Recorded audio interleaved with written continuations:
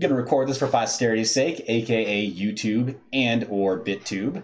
Take your pick. If you like being paid to watch videos, you can check this out over on BitTube. If you don't mind letting Google serve you ads to watch videos, you can check it out on YouTube afterwards. Seems fair, right? But I have with me, as always, the illustrious, long-bearded, and what is it? Monochromatic, not quite monochromatic, dichromatic, Aaron Estrada.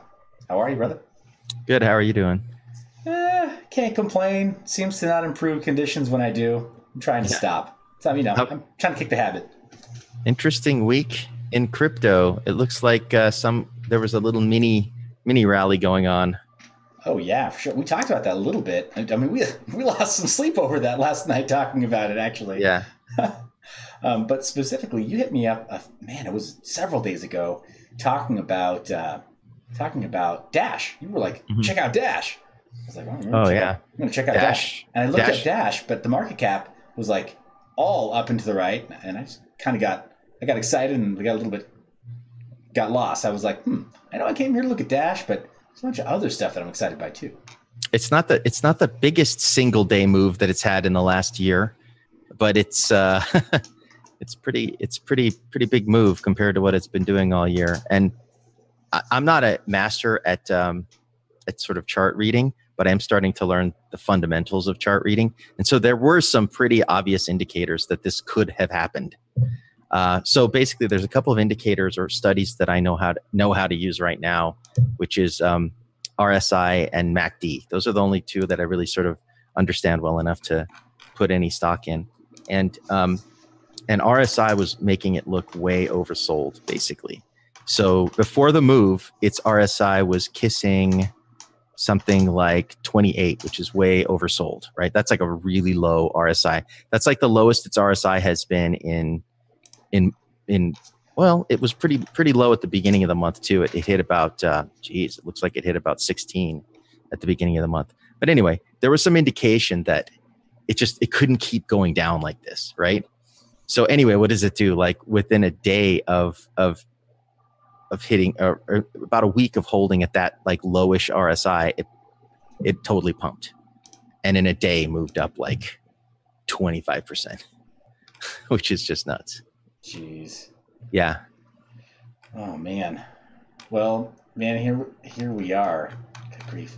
Man, link propagation is the hardest part of this job. You know, that's the funny thing. Like the first 5 minutes of the show, I have to push so hard to multitask and be like, yes, and actually make sense of what we're talking about. But RSI and MACD, like, how did you start learning these tools, man? That's like, how do you approach learning this? Because you and I, we didn't grow up trading, right? Like, we didn't grow up in a household where it was like, where we had a family culture that was about trading commodities or about holding wealth or understanding wealth per se, or holding stores of value. Right, it was always about generating value through creating something, and it was a great culture to grow up in. However, I feel like that lesson was like just not something that we had at the dinner table. Every night. That was the kind of. In fact, that was one of the things we had to unlearn. I know for all those people that are like watch those like Tony Robbins, like sort of like I don't know what you call those guys, motivational speakers, like life, coaches, life coaches, that kind of thing. I never put a lot of stock in that kind of stuff because it always seemed like bullshit. But one of the things that you start to realize when you have to deprogram yourself from certain things is that some of those gurus do kind of have a point. Like one of the things that we kind of got programmed with growing up was this notion of like you can always punch a clock and trade time for value, and that's actually something that's the number one reason for building skills, basically like hard skills in your life and soft skills, but just like hard skills where it's like you can punch a clock, you go to work. You could totally like trade your time for money, and you can have a decent life doing that. But unfortunately, the whole dimension of sort of more like investor type mindset, like this sort of rich dad, poor dad kind of stuff.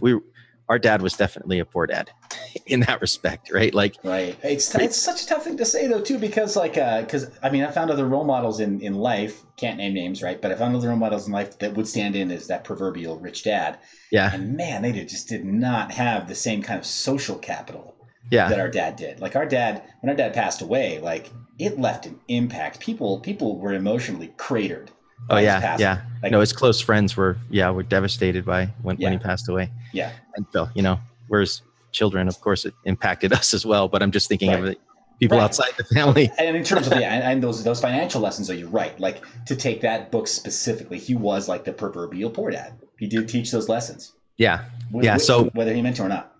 So jumping back to this whole trading thing, it's not to say that like trading is the end all be all thing, because I guess you'd say you definitely need role models. That's sort of where I was trying to steer this was and so I've just found it by watching YouTube videos and stuff. And then the hard part is sometimes difficult to differentiate the wheat from the chaff when you're still a newbie, to try to figure out who should you really watch. And the other thing is, a lot of the people who will do basic breakdowns of video of chart reading and stuff, they don't give you all their best stuff. Like, they don't teach you all of how the tools work. They'll just do their analysis, and then of course they do a lot of disclaimers to say, of course, I'm not a investment advisor and blah blah blah blah blah. But they'll show you the technical indicators they're using, and so then you can look them up. So like, when I realized that RSI was seemed to be a fairly simple study when he was showing stuff on the charts, I was like, I could probably figure out what RSI is. So I Googled it, and sure enough, there's tons of great articles on how these different indicators work. So between watching videos with people sort of interpreting it for you and telling you sort of their opinions based on what they're seeing, and then reading about what the indicator or the study actually means, you can start to sort of build your own intuition on how to use the tools yourself. So like I said, I am definitely not an expert in chart reading yet. There's a lot of sort of more like macro things that I'm still not good at all at sort of like stepping back and figuring out. But in terms of just using the basic studies and sort of trying to like read the tea leaves using those, I'm starting to feel a little bit more comfortable there personally, right? So it's my own journey. So maybe you could join me in this journey. Join Seth and myself. Yeah, I'd really like to. I mean, I'm sure you've seen a couple of the market chat with Corey Round, and Corey Round is the chief ambassador of the Mind Your Biz community. So he's been like an absolute heaven sent to the community, the Mind Your Biz community, where he talks a lot about markets. And he is a professional chart reader. Like, I'm the guy that always has to put the disclaimer out, like, this is for educational and entertainment purposes. And he's like, his disclaimer is, by the way, I'm licensed in all but like 2 states, so this does constitute legal advice. But here's the disclaimer: I'm not being paid for the advice that I'm giving you right now, and you can't blame me for making a decision based on a video. Yeah, like it's a subtle distinction. Yeah, but yeah. It's like he's not your financial advisor. So like, right. He has liability if you act on his sort of opinion, right? Right. So we do. We'll occasionally go live. We'll occasionally just he'll throw out some stuff that he sees, but. For us, it's like, I mean, if you've seen The Matrix, right? It's like those guys, the operator guys, right? They're staring at a screen with the stuff just cascading down. Yeah. Right. And for him, he's like, oh, yeah, there's a lady in the red dress. And we're all like, what? Just looks like any other data flow to us that we maybe just haven't found a pattern in yet. Yeah. So. Well, one of the things for me that's a surprise, and this is part of the reason why I think either paper trading and just creating some false positions for yourself. I mean, the great thing about like little apps like what's it called? What's the one called that? It's like a little trade Blockfolio, like Blockfolio or these others, is you can actually do like just little paper trades in it. It's not like a real trade. You could enter, okay, this was my buy time and this was my sell time. So just create some hypothetical positions for yourself on coins, and then just track the performance of your portfolio, right? Yeah. So that's one thing you could. I used to do that with stocks. Not that I don't have a lot of stock wealth, but I was surprised at one point, like during the economic downturn, man. Let me tell you this: that was an unprecedented opportunity for wealth building that I totally missed the boat on. Like you're supposed to, the best way to make money is do the opposite of what the herd is doing, right? So like when sort of blue chip sort of stocks were just like rock bottom, these companies had actual value. They weren't going to go anywhere. They're going to have weaker performance during a sort of economic downturn, but it also just means that everybody panic sells the stocks. And so when things finally do turn around and the economy does sort of pick up, all those stocks just, naturally pick up with them. So, yeah. Yeah. Hey, let's jump into the screen share, man. I've got a little bit prepared tonight, and I know you had some stuff prepared too, right? So. I mean, I have one chart up, but because I mean, the thing we were talking about yesterday was volatility, The interesting thing, and again, I don't consider myself a strong, like super strong trader, or it's never really been my main focus with crypto. I was always more interested in sort of more like long-term buy and hold and also mining. So, but for people who are more inclined to be active, you could definitely make money with trading. I mean, you just have to, learn how to use the tools. And what we were talking about last night was how, of course, volatility is your friend if that's the case, right? Like if you're not buying and holding, you actually want things that go up and down a lot in a way. You can make money on both sides. Not every exchange has the ability to short things, but you could still, even by taking long positions and then just selling at the top, you can still make a lot of money with crypto. Yeah, well, it's funny because actually, last time we went live and did the market chat with Corey, he was like, HODL is some of the worst advice ever, especially when you're talking about something that is as volatile as crypto, because it's like there's opportunity everywhere. Yeah. I mean, sure, some people are like, oh no, I got totes wrecked, and it's like, okay, cool, that makes a really neat hashtag on Twitter, but over in these investment firms where people are making real money, like substantial money, they look at things like this and they're like, they're just like wringing their hands. Yeah, like, I know. Wow, we can clean up over here. Well, consider the HODL thing. Consider this, like the peak from sort of before the big parabolic move on Bitcoin. And let's say that you got in at the, near the bottom ish of that, right? Like when it was still trading for like, I don't know, 1,500 or whatever. And you just sold at the top. You'd have more than enough money to pay all your taxes that were due, and to have like a a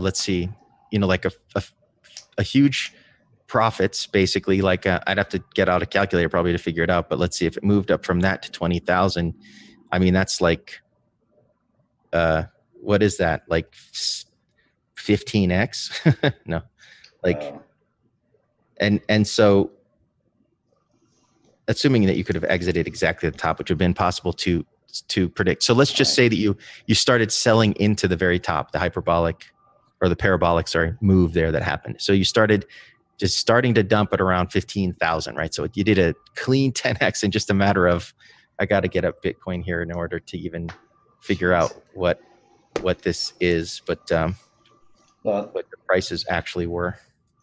Yeah. Hey, while you're doing that, quick follower call out, quick live audience call out. Thank you, Corey Round, for being in the audience. If your ears were burning, then that's probably why. Faded, thank you. One of our moderators over on YouTube. Sprengmeister, good to see you. Terry B, thank you for your commentary about sideways markets or markets moving up. But yeah, when it's moving down, like Terry's saying, it is kind of, it's a nail biter, right? It can be a very scary experience trying to ride that volatility as the market is generally trending down. So Terry B, thank you. The Iron Tech, hello. Thank you for being, oh, no, sorry. The Rion Tech. I thought it was the Iron Tech. Sir John, thank you for being in the comments. Good to see you, man. Meep, good to see you. And Akarushi, glad to have you on the live stream. Guys, thanks so much for sharing the link out on Twitter and on Reddit, especially r/cryptocurrency. As you know, we tend to make Unnamed Crypto very much crypto-oriented, even if we're talking about things like general life skills, or or UBI, or the singularity. Like we like to talk about things that can be brought back to crypto. So rich dads and poor dads. That's just it. That totally applies to crypto. There's this mindset that I think a lot of people have to shift to if you invoke that kind of it's a very like strong cultural shared memory, right, of Rich Dad Poor Dad. Anybody who's ever read the book and gone into entrepreneurship, or who's gone into maybe multi-level marketing, and because it's Rich Dad Poor Dad, and then Napoleon Hill's writings.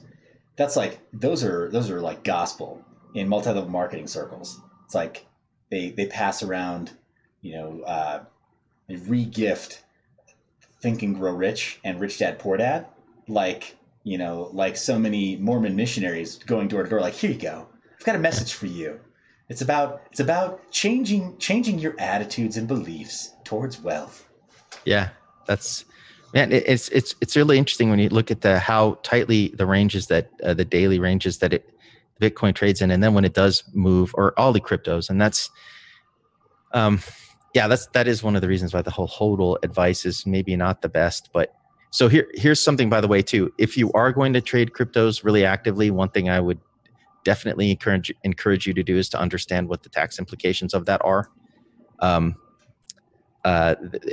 There were people early on who were trading under the presumption that they were like kind exchanges, and that they could essentially be tax deferred. And the IRS has been very clear about saying that's absolutely not the case. Every transaction has taxable gain or loss with cryptos, so it's a lot like stocks. But if you talk to your CPA, you might be able to get some more sophisticated advice on how to handle it, especially if you're doing multiple trades in a day. But definitely talk to a tax professional, because DYOR. You could totally wreck yourself on the tax side of things if you don't come at it the right direction. Okay, disclaimer is out there. Yeah. So anyway, this whole thing about so I'm just checking the prices on the old historical prices on Bitcoin. So let's say you sold into that last rally, and it 10x'd on the way up. So if your entry point was, and let's say it was long-term capital gains, because you were lucky you've been buying into Bitcoin for, like, you're not a hodler, but you're like a believer, right? Like a true believer. So you accumulated your Bitcoin over the last year before that. So now you're into long-term capital gains. Well, that's awesome, because that's only here in the United States, that's only 20% tax price in the highest bracket. Like, that's the highest you can possibly be taxed for capital gains, is 20%. If you're in a lower tax bracket, depending on how much tax you sold, how much stuff you sold, how much capital gains you had, you might even have a lower capital gains than that, as low as 0, which is amazing. So you basically have to be in the lowest tax bracket to have that, but you can essentially have 0 capital gains. So that's another thing to think. You probably wouldn't be dumping all of your Bitcoins without incurring some kind of taxable event, but at the very least, it would have made sense to sell some up to the point where you're able to take profits with 0 capital gains, right? In terms of just tax planning, that's just smart, and that's a lot of money. Let's say that I think that it's the lowest tax bracket, so I think that's like $35,000 or something, up to that amount. So something in that ballpark. So in essence, you could have like a basic amount of income for your whole year, because first of all, don't forget that you would have 0 drag on that income from taxes. So that's all take home pay, right? Like, dump enough Bitcoins to get up to that, take your profits, as it were, whatever.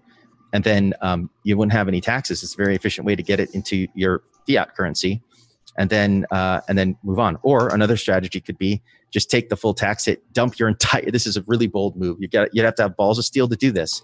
But when these cryptos go parabolic, again, don't take this as investment advice. Do your own research, but look at the chart. That's never sustainable. It's not going to go parabolic forever. It's going to break at a certain point. And historically, it always tumbles hard after that, right? So essentially dump the entire portfolio, take the tax hit, pay your taxes. If you had a 10x gain, the most you'd have to pay here, again, like I said, the United States long-term capital gains is 20%. Short-term capital gains would be something like, depending on how much you made, it could be up to 50%. But you just take the tax hit. You're made whole on your entire investment. You paid your taxes, you made your profits, and you still had, so let's see, if you did a 10x and you had to pay half of your gain in taxes, it means you'd only have half of that, so you have a 5x. But 5x means that wherever you bought in, if you count on the fact that it's going to drop down to some amount, even if it drops down, let's say, to where it costs you twice as much to buy your way back in, you still have all the rest. You still made about 25% profits.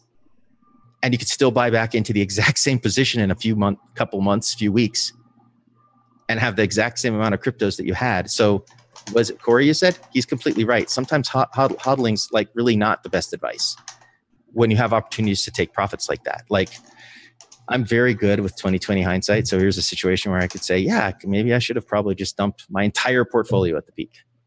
I would have bought back into cryptos because I'm a total true believer. But a long-term, like a super experienced trader this would have just been par for the course for them. It would have been part of their strategy, which is probably another reason why when cryptos have these parabolic moves that they do implode like this, because there are experienced players out there who are going, okay, they're just building everything according to a plan, right? They're probably selling on the way up so they don't get completely surprised by when the sort of the parabolic move kind of pops bubble. Think of it like a needle going up. The sharper the needle gets, the more likely it is to pop the bubble. No, that's just like simplistic chart reading. But yeah. Now, having said that, it seems like this volatility is your friend, right? Yep. So just really briefly, a audience comment here from Terry B. In the UK, crypto still classed as capital gains taxed there in the UK. He says, not sure how it affects them trade by trade like it does in the USA. So yeah, if there is some kind of a tax imposed. Yeah, it's going to be different. It's going to be different under every tax jurisdiction. That's another reason why I said you should definitely talk to a CPA about it and build a strategy for how you're going to handle if you intend to be very active at trading. Yeah. If you're just going to do infrequent trades, it's pretty simple. You treat it a lot like taxes, taxes on stocks, because the trades are so infrequent. It's like just one event. There's a very clear capital gain and loss. But if it's like you're trading like the same currency multiple times in a day, let's say that like you're that active, like a sort of high frequency kind of trading approach, then you might be able to treat that in a different way for tax purposes. Like Forex, for example, when you're trading. So Forex is actual like fiat currencies traded against each other. And what people typically do with Forex is they trade with huge margins in order to create more volatility for themselves. So, so those capital gains and losses, I guess you're allowed to sort of take the entire capital gain and loss for the whole day. You can essentially calculate your sort of performance for the day and use that to calculate your taxes. But again, I would say talk to a CPA to make sure that you're treating it properly, because you might not be making as much money as you think you're making. In essence, you're basically losing money continuously to taxes because your lack of sophistication in factoring that into your gains and losses. Potentially. Yeah, what I'm reading from, find yourself in that situation. Right. What I'm reading from T-Boy Elite is that it's potentially a very different situation in the UK, in that there's only a taxable event on your exit to fiat, possibly. That's how people were interpreting it here in the United States, and they were dead wrong. Yeah. So I'd say definitely talk to your tax professional. Yeah, I'm not convinced either. You could can find yourself getting the shaft. It doesn't matter whether that shaft has Old Glory or the Union Jack on it. You can get the shaft. Yeah, I guarantee you, these developed nations, they want their cut.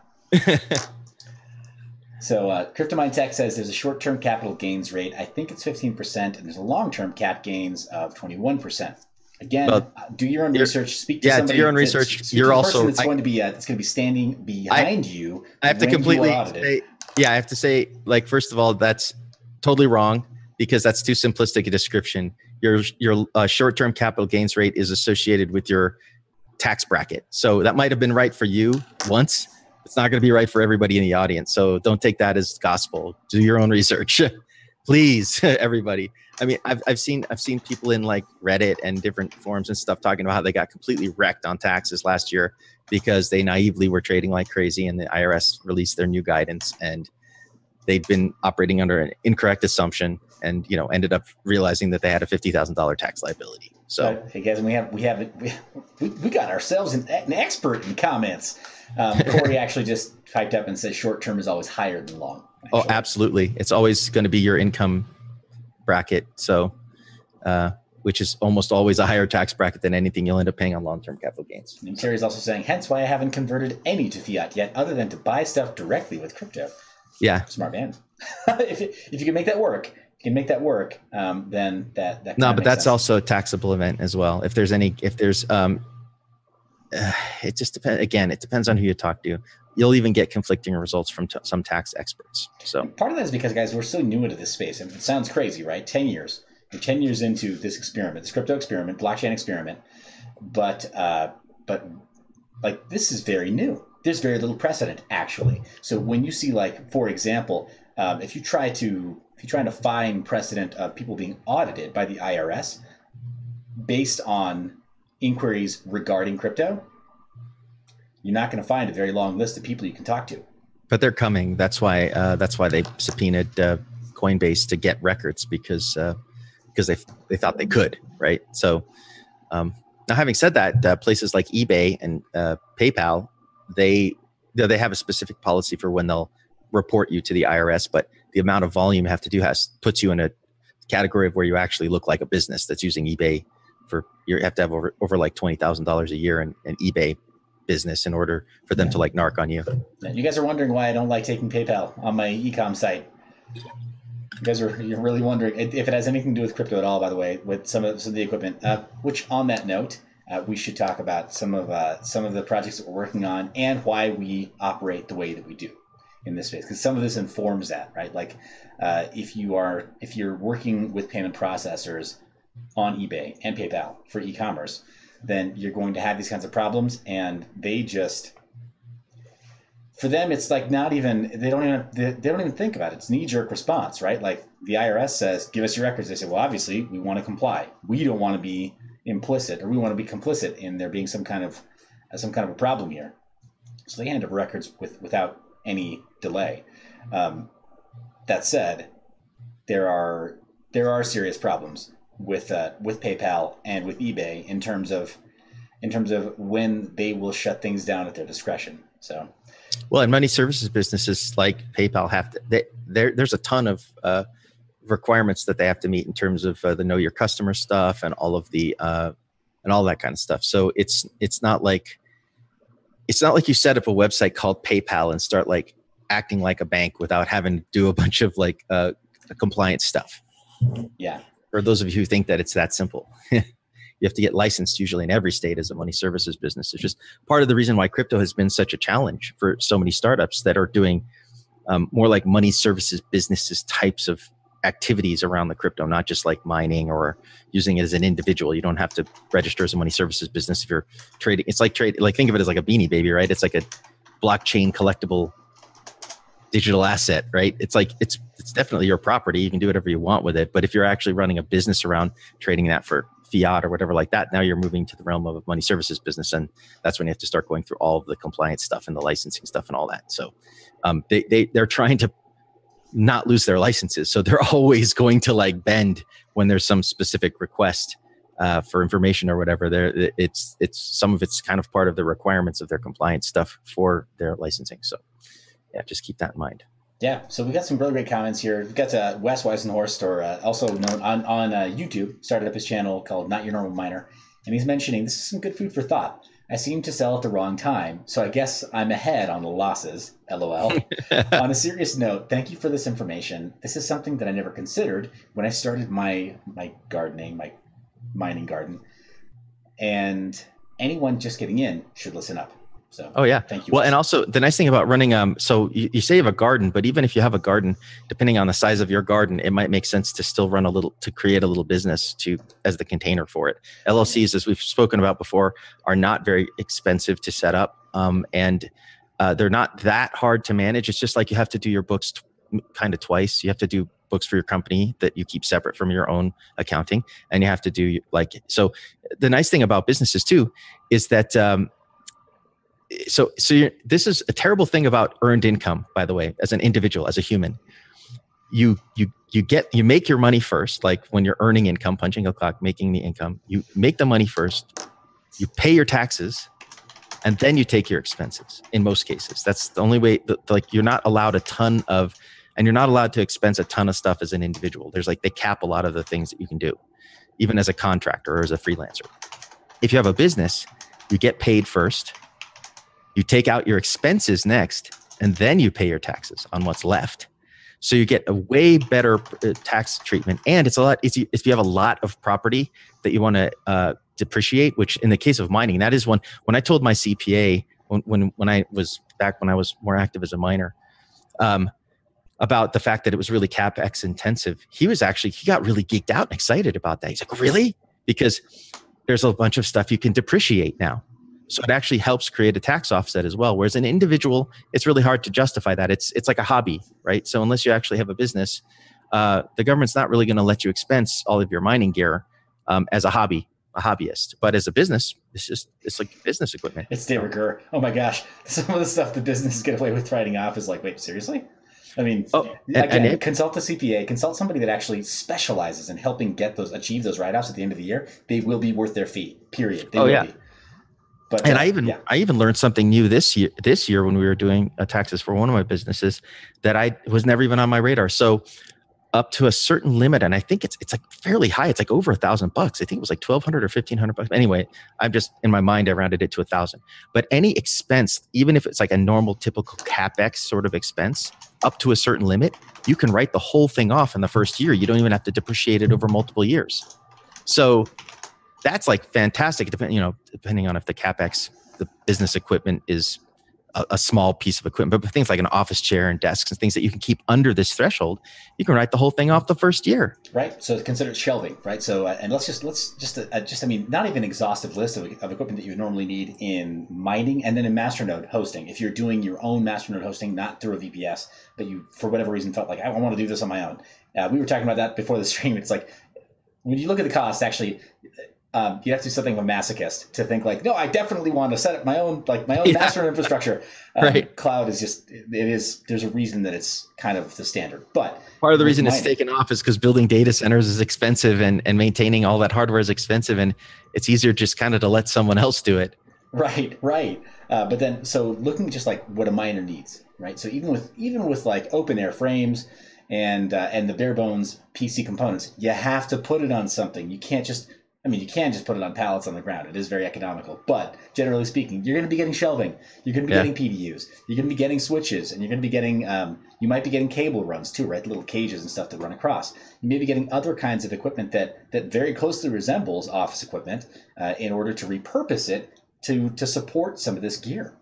And then you'll be getting stuff that is, HVAC related, that are general tenant improvements. And so all of this stuff can be siloed with the help of a skilled CPA, somebody that really knows how to craft the right case and categorize this stuff correctly at the end of the year. You may be able to find that there's quite a bit more that you can write off at the end of the year than you initially thought. Like, you really do need a set of trained eyes to figure this out. As a company, every single expense, like I said, every single expense that you have, you can write off. It's just whether or not it's like office equipment or equipment that needs to be depreciated over a longer schedule, or if it's stuff that you can write off in the same year that you did it. So every single expense is a deduction. You don't pay on a corporation or even an LLC. You do not pay taxes on expenses. They're tax-free. They're cost of doing business. So that you get a break. This is the United States only, folks, by the way. I don't know how, if UK probably, you've got to pay VAT no matter what. So they're always going to get you over in the UK. And in either case, regardless of where you're in the world, this does not constitute professional or legal advice or investment advice. So yeah, but I'm just saying in the United States, at least, all business expenses are, you can write them off. So, and with the help of a CPA, you can totally make sure that you get every single opportunity to essentially maximize your efficiency, your financial efficiency. And you might not even necessarily need a CPA. You might just need somebody that's a really good tax preparer. Yeah. Just a really good tax person. And I've had a really good tax person in the past who was like, I don't have my CPA, but you don't need it. Your expenses this year are like ridiculously simple. Like, I can categorize that for you. And reached into my list of expenses and receipts and stuff and was like, oh, by the way, you had like $3,000 lying around over here. Did you know that? And I was like, holy cow, where have you been all my life? Yeah. Now, one of the reasons that I definitely advocate the LLC oftentimes over the corporation, and again, this is something you should talk to your legal advice. I'm not a legal advisor, but they are simpler to manage for smaller organizations. Like, if it's just a single member, a corporation's kind of overkill oftentimes. And it's harder to extract because of the way they're both taxed. They have slightly different tax treatment. It's a little harder to extract value from your corporation without essentially paying yourself like an employee or paying yourself a dividend. And neither one of those are as tax efficient as an LLC can be set up. So again, you've got the magic keywords to go do your own research. Single member LLC, corporation. You put these in your notes and talk to your advisors, and they'll help you walk you through all of the stuff you need to think about. Right. Yeah, it's funny also. So Corey and I have been talking about it recently, and for the group, we may start doing some private chats in the mineyour.biz community, just talking about this kind of thing a little more openly with somebody who is qualified on one side of the business, at least in the room, to be able to talk about it and say like, this is the right way to go. Like I can definitively say that it's my opinion. You should go this direction or not. Oh yeah, yeah. I mean, that's a totally different thing. I mean, I definitely advise projects here and startups all the time, but it's different when you're talking with the founders and you're in an advisory role. Right. You can be more specific. You know their actual case. It's tough because we've both done consulting work in the blockchain space, actually, Aaron and I. And so it's, but that doesn't necessarily mean that we're like licensed in the same way that like with blockchain stuff or crypto stuff in general. I spoke to a consultant today, earlier in the day, who was like, yeah, I do consulting. I do a lot of consulting for U.S. Navy. Does a lot of procurement consulting. And so just kind of like matches buyers with procurement, or matches sellers with procurement specialists from different sides of the Navy. And like, that's specialized enough that that's all this guy does. There's no like licensing for that. There's no official designation. He doesn't necessarily even need security clearance to be able to do that. It's just you fall into those roles. So as a consultant, like there are situations where like once you're involved and you've been looped in, right, to what their situation is, like you can make more definitive, give more definitive advice within your area of expertise. But when it comes to like forming a business and getting tax advice for your business and having it be related to a crypto related business, you've got to look up good people that do this in your state. Yeah, for sure. Crypto Mind Tech is saying look up S Corp. S Corp is not terrible, but to Aaron's point, with an LLC, single member or multi-member LLC, whether it's member managed or it's manager managed, you can file your taxes like an S Corp anyway and have all the tax advantage of an S Corp. Now, that's not me giving advice. That's just describing form and function. Yeah. LLCs can work like, for tax purposes, work like S Corps. Yeah, with less procedural overhead in terms of the organizational management. Corporations require a much more formal process internally to manage, whereas with a LLC, you can essentially, as the manager, you can vest all managerial sort of power in a single person. They don't answer to anyone else. They don't necessarily answer to any of the other members. It's much simpler. It's much better, in my opinion, much better for smaller organizations than as an S Corp. The S Corp was obsoleted by the LLC, in my humble opinion. So, yeah. So Terry B is saying, personally, I think crypto taxes should be treated the same way as poker earnings. It goes off of your year's earnings rather than trade by trade. I think Terry B, I think you're right too. Because great, that's a great opinion. Right. I wish it worked that way. Because I don't know. Who knows? Maybe some of these tax law people are, maybe they win big in Las Vegas when they're out there, and it's not considered gambling though. It's the IRS has been pretty clear about their position on what it is. So. Sir John, yeah, we probably need to start doing development in Serbia with you, man. Seriously. Yeah, everybody couch surf over at Sir John's. We can all do our crypto there. If you're jurisdiction shopping, yeah, you could get much better jurisdictions than the United States to do crypto in, for sure. And here's something to keep in mind too: that even as an individual, you can have a corporation or the equivalent of a corporation in a foreign jurisdiction, and then not necessarily be liable for the business activities there. So where am I going with this? Again, this is not legal advice, but you could do trades in another jurisdiction as your corporation, and then have your corporation be taxed under that jurisdiction. And then, of course, as an owner, a beneficial owner of that corporation, make your income from that corporation. But these are all things that you would want to talk again to legal advice about, because I don't. Yeah. You're starting to get pretty exotic at that point when you're starting to run foreign companies. that is like the perfect word for it. Yeah, sort of exotic business or corporate structures, right? Where you're looking at registering. They call it, even here within the United States, when you register a business in one state and then attempt to create a new center of business operations, we'll call it, in another state, they ask you to register your foreign business entity in that state. Yeah. So imagine taking all of that headache and applying it towards international business and international centers of business where you're like, yeah, we do business here, but our data center is actually in, wherever, Zagreb. And and then we also have like our programmers in Ukraine, and then we also have et cetera, like.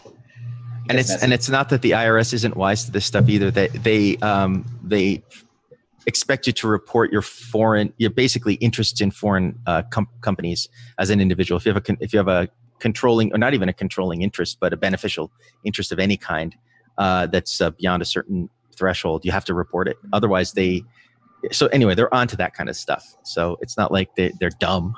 Yeah, it's because that's high net worth individuals. We're talking about multimillionaires and billionaires. Of course, they have this kind of stuff going on. Oh my gosh! Yeah, well, and that's just they need. Not all their wealth isn't parked in one place where they could just all be seized, just like with a snap of a finger. They don't take risks like that. Right, but they hire some of the best minds in the space, people who understand precedent across every side of their business. Right, so creating the corporate structure, understanding how it's taxed, siloing their own personal liability from the liability of their businesses, diversifying how their business operates and how it holds assets. Just every possible side where there could be a leak in wealth management. They've got somebody there to plug it up and seal it, and then make it absolutely like ironclad and watertight. Faded makes a really great point here. Says we all need to move to Puerto Rico. Yeah, well, Puerto Rico. If you look at the Act 20 and 21? I got to look that up now too. That is an interesting. I don't like the word loopholes because that one isn't a loophole. It's a specific. It's a specific allowance. It's fine. Yeah, it is a feature for sure. I mean, and Corey and I were chatting about this the other night, and this is not like the secret's kind of out, right? It's been out for a little while, but crypto enthusiasts who are okay with being bilingual, or at the bare minimum, living in a U.S. annex, as you know, Puerto Rico is. It is an annex of the United States. It is not a state, but it is an annex of the United States, and so it has certain privileges, and its citizens have certain rights and privileges within the United States when they travel stateside, and then vice versa, right? You have some protections in Puerto Rico. That said, it's still a Caribbean island where hurricanes hit with high frequency, and the place gets wrecked like every 20 years or so. Well, yeah, like this most recent one. It's a real shame that and here's the main complaint that a lot of Puerto Ricans have about their relationship with the United States, that they're basically really heavily taken advantage of. And I kind of have to agree with a lot of them. I mean, I think in a lot of ways, so the ones you want to look up are Act 20 and Act 22. You can find them pretty easily if you Google that stuff. I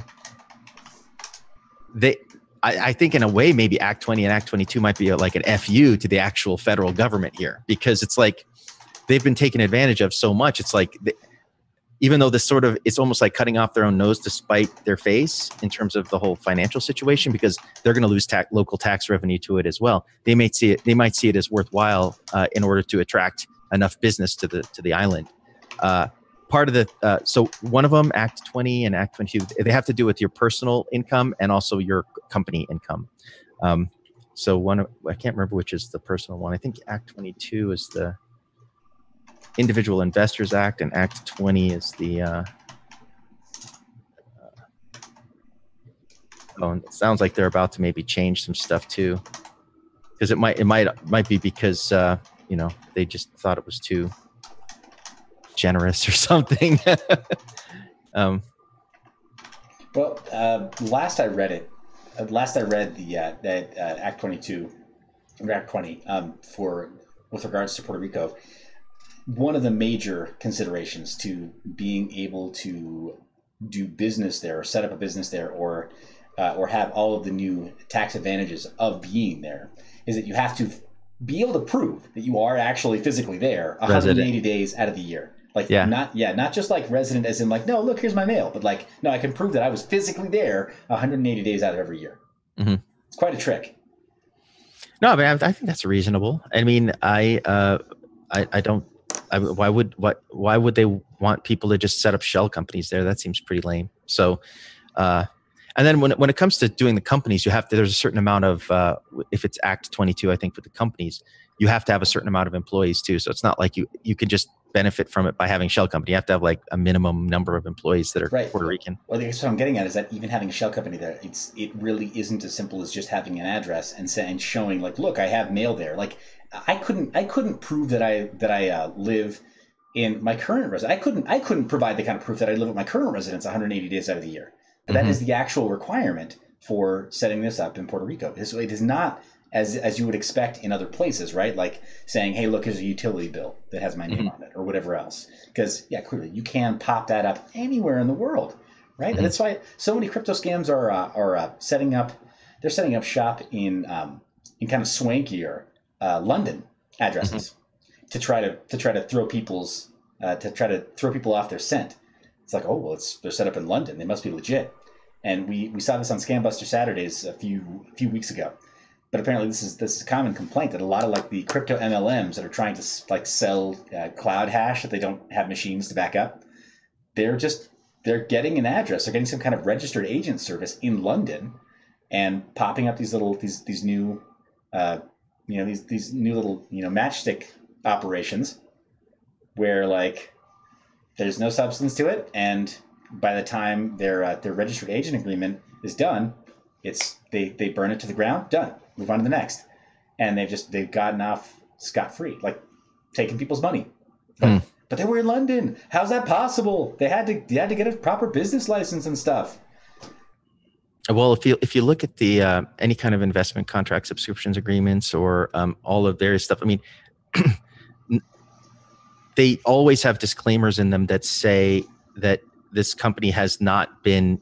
I think it's a requirement even from the SEC when it's not a registered security, that it's not been evaluated by them. It's not the authority's job. They actually don't, on certain levels of a company's sort of existence, they don't do due diligence because it's not their role to do that at that stage.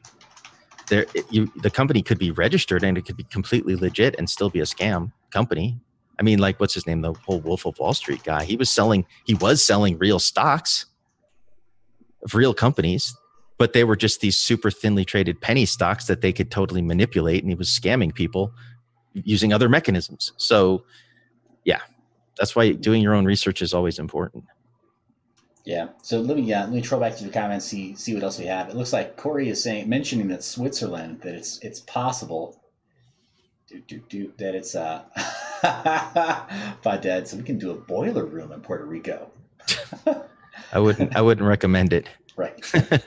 Right. And you're still within the reach of the United States enforcement folks. So the FBI doesn't need to ask anyone's permission to do extradition from Puerto Rico. I wouldn't recommend being fraudulent in any business endeavor. It's a bad idea. Right, but Corey mentions that Switzerland also you can do the same pop-up style businesses, not just in London, but in Switzerland you can register a business, and you can give an air of legitimacy to an otherwise shady operation just by setting up shop in Switzerland and appearing to be like, oh, cool, we're aligned with Switzerland. It's like the transitive property of trust. Well, look at the whole thing with what was that solar mining thing that you were talking about? Envion. Envion. Oh, and I don't necessarily think they were fraudulent or anything. Yeah, I think the jury's still out on that. But just you could still have the same kind of business continuity issues under any jurisdiction. So, and Envion's a great case. Or another one, Tezos is a great example of a procedural stuff completely jamming up a company. So I don't think Tezos was necessarily ever a scam.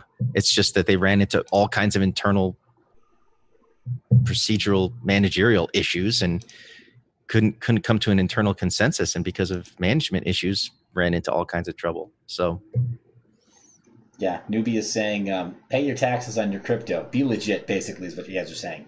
Yes, yes, we are. We are saying be legit. Just because crypto is a new asset doesn't mean that that governments will not eventually figure it out. Like, again, we're into this experiment about 10 years, but governments, even though they're slow, they don't take forever to catch up. They do catch up eventually. Yeah. So probably better to be one of those people. It's like, yeah, I'll play along. I'll play the game. I'll make this work. Well, and if you're doing it as a business, I mean, it would be a little disingenuous to take all of the benefits of doing your taxes for, say, like writing off all of your equipment and then not pay the taxes that you owed on the stuff that you did. I mean, the whole point of doing mining Monero, because then they can't tell what you have. But the whole point of doing it that way is to maximize the efficiency of your operation. And why would you bother calculating any of it unless you intended to just completely play by the rules anyway? The whole point is to play by the rules better than everyone else. That's what the biggest corporations in the world do. So you just do that to the maximum extent that you can afford to do. Right, and then you try to find areas within that law that would be less of an advantage for your competitors, and you lobby to 10x that regulation. That's Again, the way. It's another trick of the United States. Oh yeah, absolutely. All the stuff when they talk about deregulation and blah blah blah blah blah. When corporations talk about that stuff, it's just because they need some more regulations to bludgeon their competition with, but they don't want the regulations that apply to their specific thing. Like if they're polluting or doing something really messed up, that there's some externality that costs that they can externalize rather than having to internalize via some compliance thing. So that's when they ask for deregulation. Otherwise, they love regulation. Anything that creates a moat between them and their and new entrants in their business, they absolutely love that kind of regulation. They just don't like regulation that affects them, their bottom line. Sounds cynical, but again, do your own research if you don't believe that there's a component of that. Yeah, no, totally. We see it here all the time, and it's the stuff of white collar crime, right? Where like if it's done poorly, it turns into a crime. If it's done expertly, it's like, oh my gosh, like I'm not even mad. Those guys just like destroyed everybody else that was a competitor, but and then managed to somehow not have blood on their hands, not appear to have blood on their hands. But the whole bailout is a great case in point. If they somehow managed to get taxpayer money to make up for their mistake. I mean, most other businesses and most other spheres of life, you're not allowed to screw up bad and then have everybody else pick up the slack for you. That's not the way it normally works in the world. No, so we're starting to get some people asking about like, hey, so like Sir John is asking, if you buy crypto for I believe for your 401k, then you can delay paying taxes for up 50 years or so. And I just responded in the comments, 401ks are terrible as a shelter. They're not the best, put it that way. You can get cryptos into those tax advantage retirement accounts.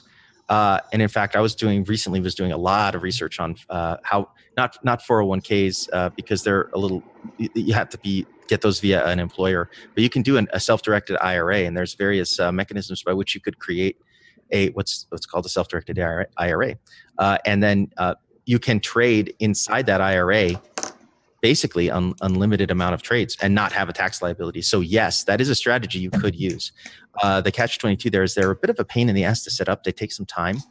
I have a friend and actually a pretty good buddy of mine here in town who went through the whole procedure of doing it and getting it funded and stuff. It took him like 6 months to get, and that's like an eternity in crypto's time. But now he's actually got the self-directed IRA that can be used for all manner of different kinds of investments, not just cryptos, but stock. And because it's self-directed, he can do weird, exotic things like crypto.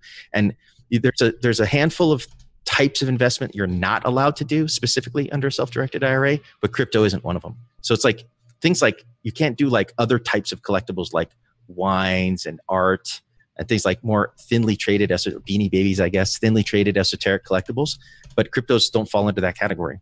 So they're not one of the exempted thing or one of the things you're not allowed to invest in. So yeah, then you could fund that up and then trade all day, do your like high frequency trading kind of thing. And all you have to do, and that is one place where at the end of the year, you just have to report like the overall size of the portfolio. It's like it would simplify reporting massively if you intended to do a lot of trading. So yeah, look up checkbook IRA or self-directed IRA if you're interested in that kind of thing. And there's tons of companies that help with that stuff. Such as Corey in the comments who can set it up for you in a couple of days. Also, Reynaldo, thank you so much for mentioning to me that this mic was not connected to my streaming device. So Faded, like, I just thought it was a bad connection. No, it was a bad connection. It was my webcam mic. You guys were picking up. Aaron's hearing this, but you guys were not. So thank you for the heads up there. For posterity's sake, we've got these really nice podcasting mics. Better to use those.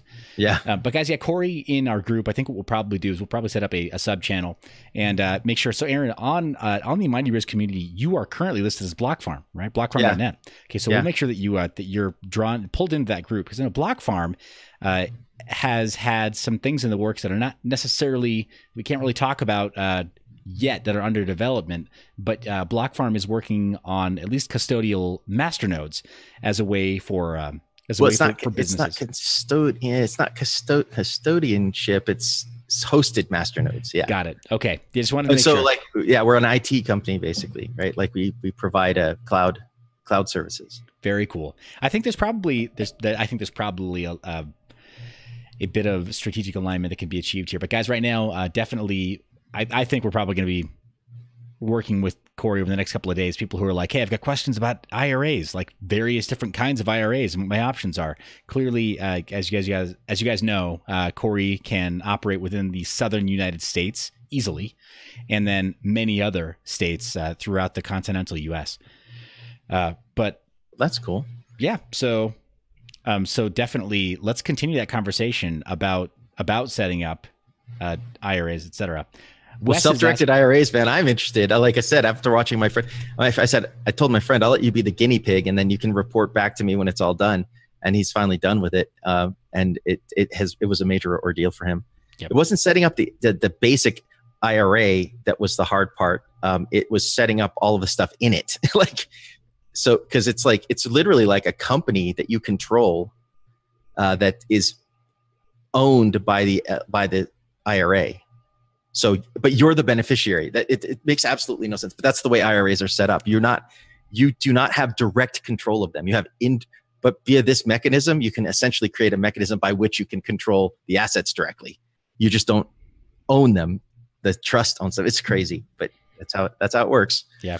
So Wes is asking in the comments, let's say you have an LLC that's already pre-existing. This LLC was set up for something else. Is it possible to merge your crypto into that? And I think that the simplest answer, without giving official advice, is yes. You can repurpose an LLC and it'd just be fun. Yeah. It's like you're funding your LLC with cryptos instead of money. In the same way that if you were to set up a brand new bank account for that LLC, they would ask you to put in some funding amount to start up a new bank account. This would just be something that is an asset of that LLC. I think. And your CPA could help you basically put that contribution to your LLC into the right column in your taxes, so that when you get your K1, it properly reflects like the tax treatment of it.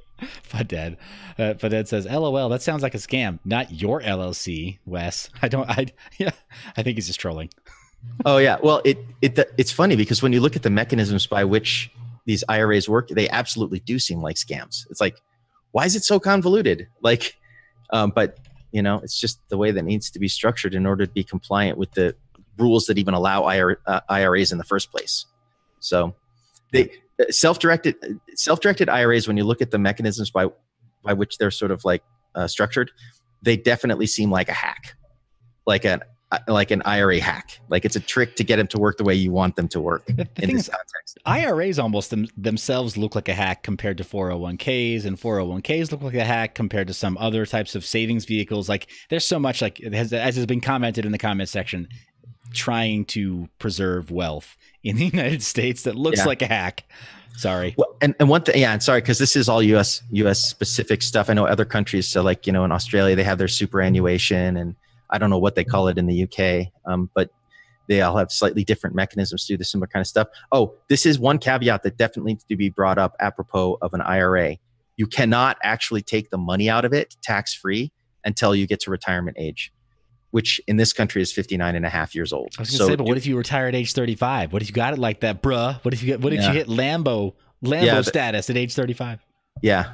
In that case, your IRA, you could probably take money out of it, but you're going to pay like really hefty fines and stuff, and you have to pay the taxes. So you can trade keep it in that bubble tax-free for as long as it's in there. But as soon as you take it out, you'll take a tax hit. But also if you take it out before you're 59 and a half, you pay penalties as well. So just keep that in mind. It's like sort of a one-way bucket, but it still might be an interesting place to put your like super speculative crypto and just like go crazy with it. And just like as your like future dream nest egg, buy a Lambo when you're 59 and a half. Like you probably would even want one when you're that age, but you could. I don't know. I mean, I think our dad was pretty lucid in his 60s. He probably could have raced a Lambo on a closed track. I'm not even that old, and I don't want a Lambo now. I don't even see the point. Yeah, right. You want the Tesla SUV, don't you? You totally want that one, or the Roadster. Actually want the Roadster. Yeah. I don't know. How is that better? Like, how is that not as frivolous as a Lambo? Just in terms of like, I mean, it's faster. You could kill yourself faster in it. That's why it's less likely to kill you because it's got traction control. Oh, but there goes all the fun. No, I'd actually really rather have an aircraft. That's kind of like my thing is airplanes, but yeah, or helicopters. But wait, Corey is mentioning you can take out for free to buy your first house. There you go, folks. In terms of real estate, also there are tax some hack ways, right there. That's a really good tax hack. Well, and in terms of being out of home ownership for a number of years, there again, this is why you have to talk to specialists, because when it comes to like real estate and real estate investment, there's some crazy things that you can do by way of like how the powers that be view your first home, air quotes. Is it literally have to be your first home? I've only ever had one home. That's so bogus. But because here's the thing. Here's another tax hack if you want to stack tax hacks.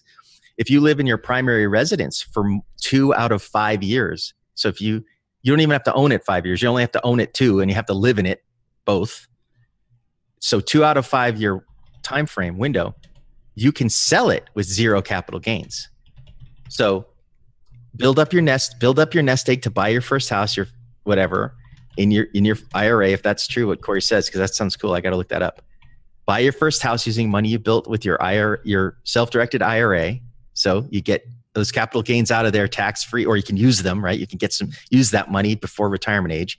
Buy your first house, live in it 2 years, rent it for 3 to get somebody else to pay the mortgage for that last 3 years, sell it before the 5 years is up, and you can sell it totally with no capital gains.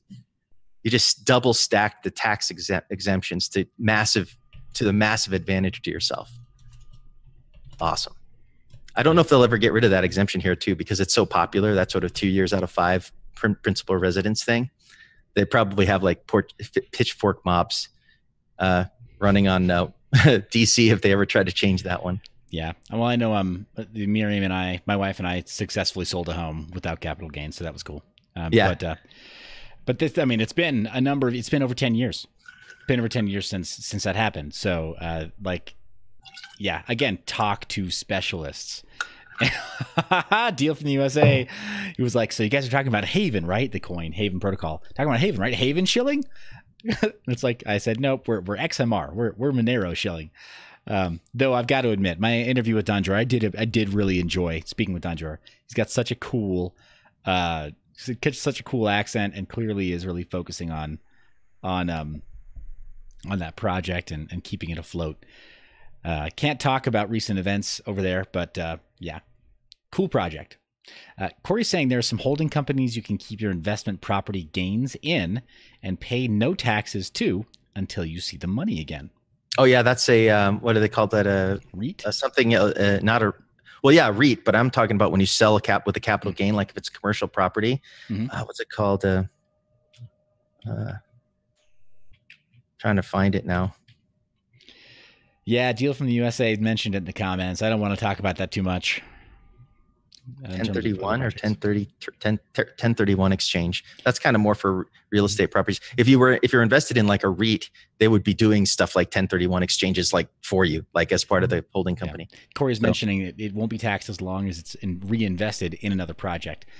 Guys, I mean, the sooner we can get crypto enthusiasts to be focused on real estate and vice versa, have there be like a copacetic relationship there without functionally like using, I don't know, maybe real estate to help temper some of the volatility of crypto, the better. People who the first person to crack that nut and get into a larger investment group is going to just like, they're going to play for big stakes. I'll put it that way. They could also get like ultra wrecked. Oh, there's already things like real estate investment trusts, REITs, and then, right. And then there's people who are trying to tokenize those. That's another reason. Like, I think I've been pretty vocal about how like bullish I am on securities tokens. I mean, mostly because securities tokens are the only way forward for certain categories of tokenized things here in the United States. Like, I've heard people say, well, the government ought to just change all the rules. And that's fine, except they're never going to do that. Well, they're not never going to do it. It's just not going to happen tomorrow.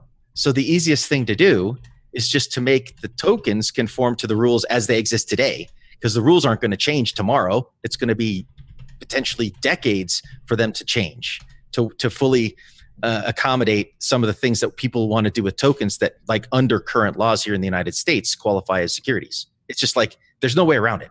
So you just have to like play ball and make the token a security. Once you do that, it works. So that's why I'm so bullish on the securities token things, because it's pretty, you know, the rules for that are completely black and white. I mean, it's like what all corporations use for fundraising and any kind of like real estate investment trusts and all that kind of stuff. It's like totally like well-trodden ground. So all you've got to do is make a token. And that's why stuff like a Polymath, like and some of the other projects that are similar to it are so interesting, is because they have the same mentality. They're like, we'll make the token work with the rules. So like, rather than just like pissing in the wind and like tilting it at windmills and saying, oh, you know, like, it just, the rules just suck and they ought to be changed. It's like, well, why don't we just like get on with business and figure out how to play by the rules, and then boom, we all win. Right. Yeah. Reapply blockchain to things in which it actually can have an application. Corey's just mentioning that with REITs, there's some specific requirements. And then before you can even apply, for example, you need to have at least 100 investors. First thing, It's like you need 100 people who can, I guess, qualify as investors. So, wow, guys, we are like, I know, Faded, thank you. This really, it is fun, right? Talking about this, it's fun, but we really have jumped into the deep end. If you aren't already exposed to some of these concepts, there might be, maybe what we need to do, Aaron, is we need to come up with a reading list, a couple of primers for people to just start dipping their toes in the water, reading and taking a couple of these topics one at a time. Mm-hmm. And starting to feel like, because we've talked for years about creating corporate structures and about various options, about various states that might have advantageous conditions for us to start different kinds of businesses in. Mm-hmm. And so this is one of several dozen conversations we've had about these topics, like dozens upon dozens that we've had about these kinds of topics. But if for anybody who's looking at it and thinking like, you know, maybe I want to set up business in the United States, or maybe I want to just start to understand some of this stuff, off the top of your head, what would be one book that you'd recommend? Shoot, I had, when I was my main intro, like I have a book over here called Own Your Own Corporation, but it's kind of old. That was one of the first books I ever read on business corporate structures, but that one's really out of date, because I don't think they even mentioned LLCs in that book. And I thought I got a revised version of it that did mention LLCs. Okay, because I'm remembering reading that one, and I think I recall reading about LLCs in it. Because the stuff like, you know, another good place, again, we're talked a little bit earlier about mindset, but unfortunately, the thing, you know, we should write a book on this, Seth. You and I should do a book, which is like practice. We don't have the social capital yet because we're not like mega rich, but I mean but like this whole notion of like something that's sort of like the intersection of something like Own Your Own Business and Rich Dad Poor Dad, which is just like, how do you remember my nickname, guys? My nickname when I was training when I was a senior national trainer, functioned as a senior national trainer for Microsoft. My nickname on the team was Tony Robbins. Because I would always veer off into like empowerment type speech because I was talking to people who were like frontline employees in retail and in sales and stuff, and their lives are soul crushing. So I was like, all right, first off, you got to like recapture your mind game. And so we would, you know, do a lot of this stuff that was very much inspired by Rich Dad Poor Dad, Richest Man in Babylon, all the Napoleon Hill stuff, and all the other NLP and Zig Ziglar stuff, and it came across as a total mindset seminar. Yeah, because there's that mindset component, but at the same time, a lot of those mindset books, like maybe it's not the place of the mindset book to talk about the actual like rubber meeting the road kind of stuff. Because I mean, even when these get rich quick kind of like YouTube ads that you see where it's like, I'll teach you how to do drop shipping or whatever. Knowledge. Yeah. They never talk about like, how do you actually structure the business, and how do you actually like, what's the playbook? Like, because all that stuff, it's a major pain in the ass. I mean, it doesn't take that long once you know what you're doing. In fact, if you're experienced, you can literally set up a company in like 2 days. Oh yeah, no, I think both of us, our last 2 companies we set up each in under 2 days. Yeah, but if you don't know that, it's like all these crazy, scary moving parts, and you don't really know like what you're supposed to do. And it's literally a playbook that in any given state you could apply it without any variation, and it would totally, completely work. There's a few states, depending on what you're doing. If you're doing something that requires specific licensing, there might be some specific licensing required in the state. But those are usually things like, being that was loud. Yeah, there's loud pipes around here. That would be something like running like a liquor store or a shooting range or something like that, right? Like, which, by the way, I think if we're being totally honest, you're actually going to be more profitable running a liquor store or a shooting range or like running like self-storage facilities or a laundromat than you are in crypto in the long term. So seriously, give up now. Give up all hope of becoming rich in crypto right now, and go open a laundromat. There, that is sound advice, by the way. It's funny you should mention that, but dude, at one point I was looking at buying a laundromat, and it had a little apartment upstairs I could have lived in. Except for the problem is, I looked at it and I thought, oh man, the apartment's way too close to the laundromat. If there's ever any problems, I'd be like at the stupid laundromat all the time. Yeah, Akarushi says like my Lambo, no. Yeah. But then again, I mean, you could probably get a Lambo running a laundromat, maybe. Well, I don't know. I'll tell you right now, if you follow Matt from the Technicals, he did not get his Lambo from crypto. He's doing crypto now for fun because he got his Lambo doing something else. Yeah. And he and I have talked about it, and I'd love to get pieces. Like the conversation that we had, I think we've had a couple of phone conversations, and I'm just saying, like Matt from the Technicals, if he completely pivoted and he did a book like what we were doing, like it would be so much fun. Anyway, I think ours would be better. But just saying, when you see his videos and he's driving a Lambo, not from crypto.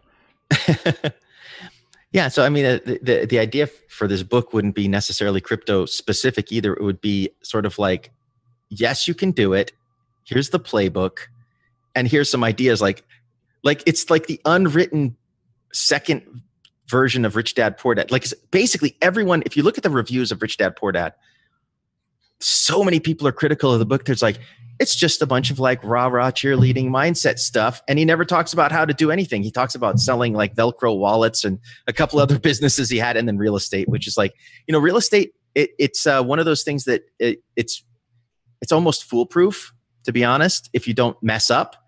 But at the same time, there are fools that do it, and there are fools that get wrecked. I'm sorry. It's not totally foolproof. But at the same time, it's it's not totally foolproof because there's a lot of leverage involved typically with real estate, and some people are afraid of that and some people aren't. But where is I going with all this? So he talks about running businesses and making wealth via businesses, which is another reason why I'm like, if you're going to do crypto to make money for anything more than a hobby, and you should treat it like a business. It needs to be a business. And you guys have heard in Mind Your Biz, that's like part of where the name comes from. Is if you're not, specifically with mining, if you're not running mining like a business, you're doing it wrong because you have real assets. You have you have real cost centers that come from expenses that in any other traditional business environment you would view totally differently. Totally differently from how most miners look at them, right? So you've been hearing it. You've heard it from two Estrada brothers, but like you've been hearing it from me consistently, right? Treat it like a business.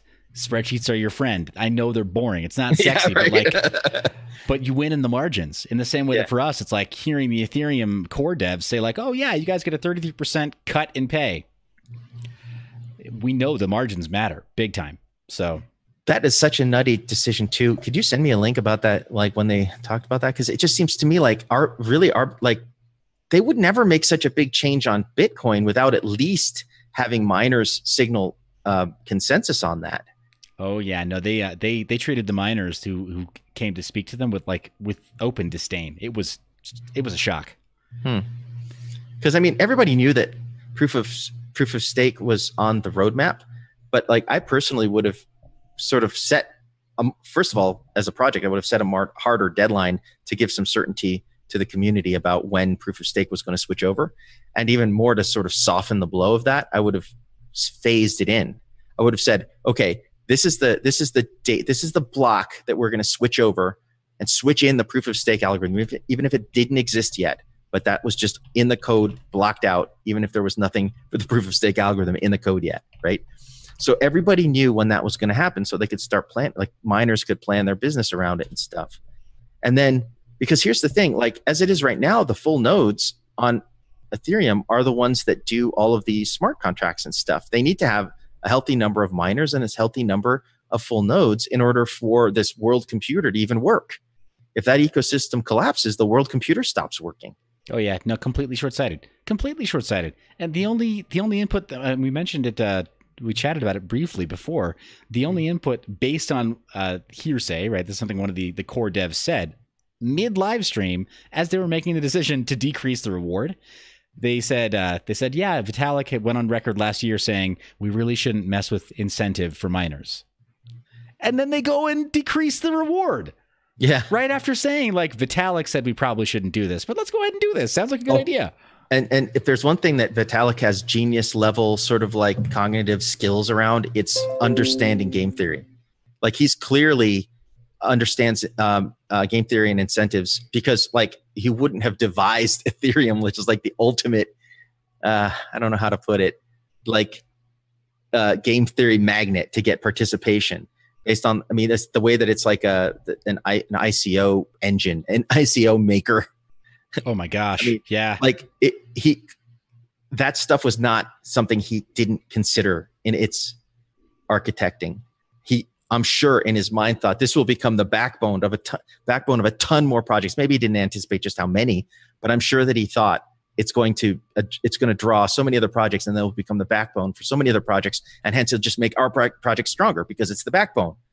Like, right? It doesn't matter if any of these other projects built on it succeed or fail, because Ethereum will still be there. Yeah, speaking of which, guys, I should mention. So I was just added on Telegram. I was just added to a crypto influencer group, kind of behind the scenes, and I mean, like, you know, Crypto Wendy, and Crypto Crow, and all these people that have you know, in the last 12 months added crypto to their handle on Twitter. Like not, which by the way, you notice that I have not branded anything that I do as crypto for a reason.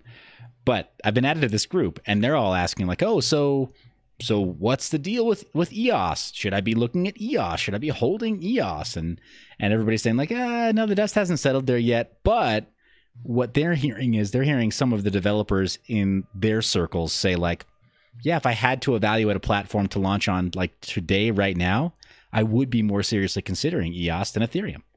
Oh, when I was doing the crypto collectibles concept, which I don't know if I've announced that to everyone, but I had to abandon it. There wasn't enough interest, unfortunately. I haven't sent out the email list. So for any of you who signed up for that, that project is basically not going to happen. I'm sorry to announce, but we were evaluating platforms, and couldn't ignore EOS just because of the whole CryptoKitties phenomena. It brought Ethereum to its knees. And if like your platform is essentially, first of all, like hurting the ecosystem you use, that's not great.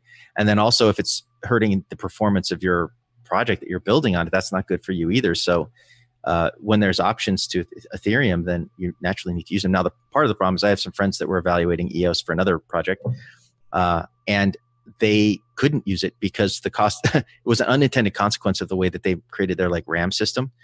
RAM was too expensive for their app. They couldn't actually effectively run it without spending, it was some absurd amount to get the RAM they needed. It's almost unfortunate they call it RAM, because now, you know, I think that the RAM is too damn high. Yeah. The RAM. It's just too close, you know? It was, it's kind of like the situation they found themselves in when they said, well, we were thinking at one point porting all our users over, and the cost of the RAM to do so was like $60,000 or $70,000. And it's like, no, that's not going to happen, because they don't even know if all those registered users will continue being users. Right. So, yeah. Yeah. So, I mean, to your point though, evaluating EOS as a brand new coin project, as a brand new project that requires there to be a sort of a world computer. It requires you to be some real usability, real utility in terms of creating software or like dApps. Mm-hmm. You have to look at EOS. You have to evaluate it. From a business standpoint, guys, again, we're taking off our miner caps for a minute, and we're putting on our our top hats, right? Picking up our business hats. canes, Getting off. Our monocle. But Yeah, like you have to evaluate all the options when you're looking at a platform to launch dApps. Yeah. Well, and there's other options out there now too, like Loom Network on Ethereum, which is a side chain building system, or Rootstock on Bitcoin. I just saw an interesting project that I was aware sort of peripherally existed, but didn't realize just how advanced or how far along it was. It's a system for creating credentials on the Bitcoin blockchain. So it's like you can essentially give out academic credentials with it. What's it called? And certificates, diplomas. Where is it called? Yeah, so blockchain certificates. So it's called blockcerts.org. And I was introduced to this concept. And the interesting thing is, it doesn't even necessarily require sophisticated capabilities from the blockchain, because they use a really like dead nut simple system for using op return to put a little memo in the blockchain that's signed. So by creating a transaction, just a traditional transaction with metadata in it, a tiny bit of metadata, they're able to create a verified credential that you essentially own as the recipient. It's brilliant, man. And it's like, it is very elegant in its simplicity. Yeah. Because you can publish the other side, that you can't lose it. It's like a bearer certificate that you as the owner hold, and because it's signed by the issuer, even if the issuer went away, the signature is never going to go away, right? It's their historical signature that they used when they existed. So I think it's a very clever system, and it works now, and it uses a very simple mechanism. So you don't even necessarily need the most advanced functionality of an Ethereum blockchain or a EOS to build cool dApps, I guess is where I'm going with this. Nice. So it just depends on what level you're trying to, what level of stuff you need to have in it.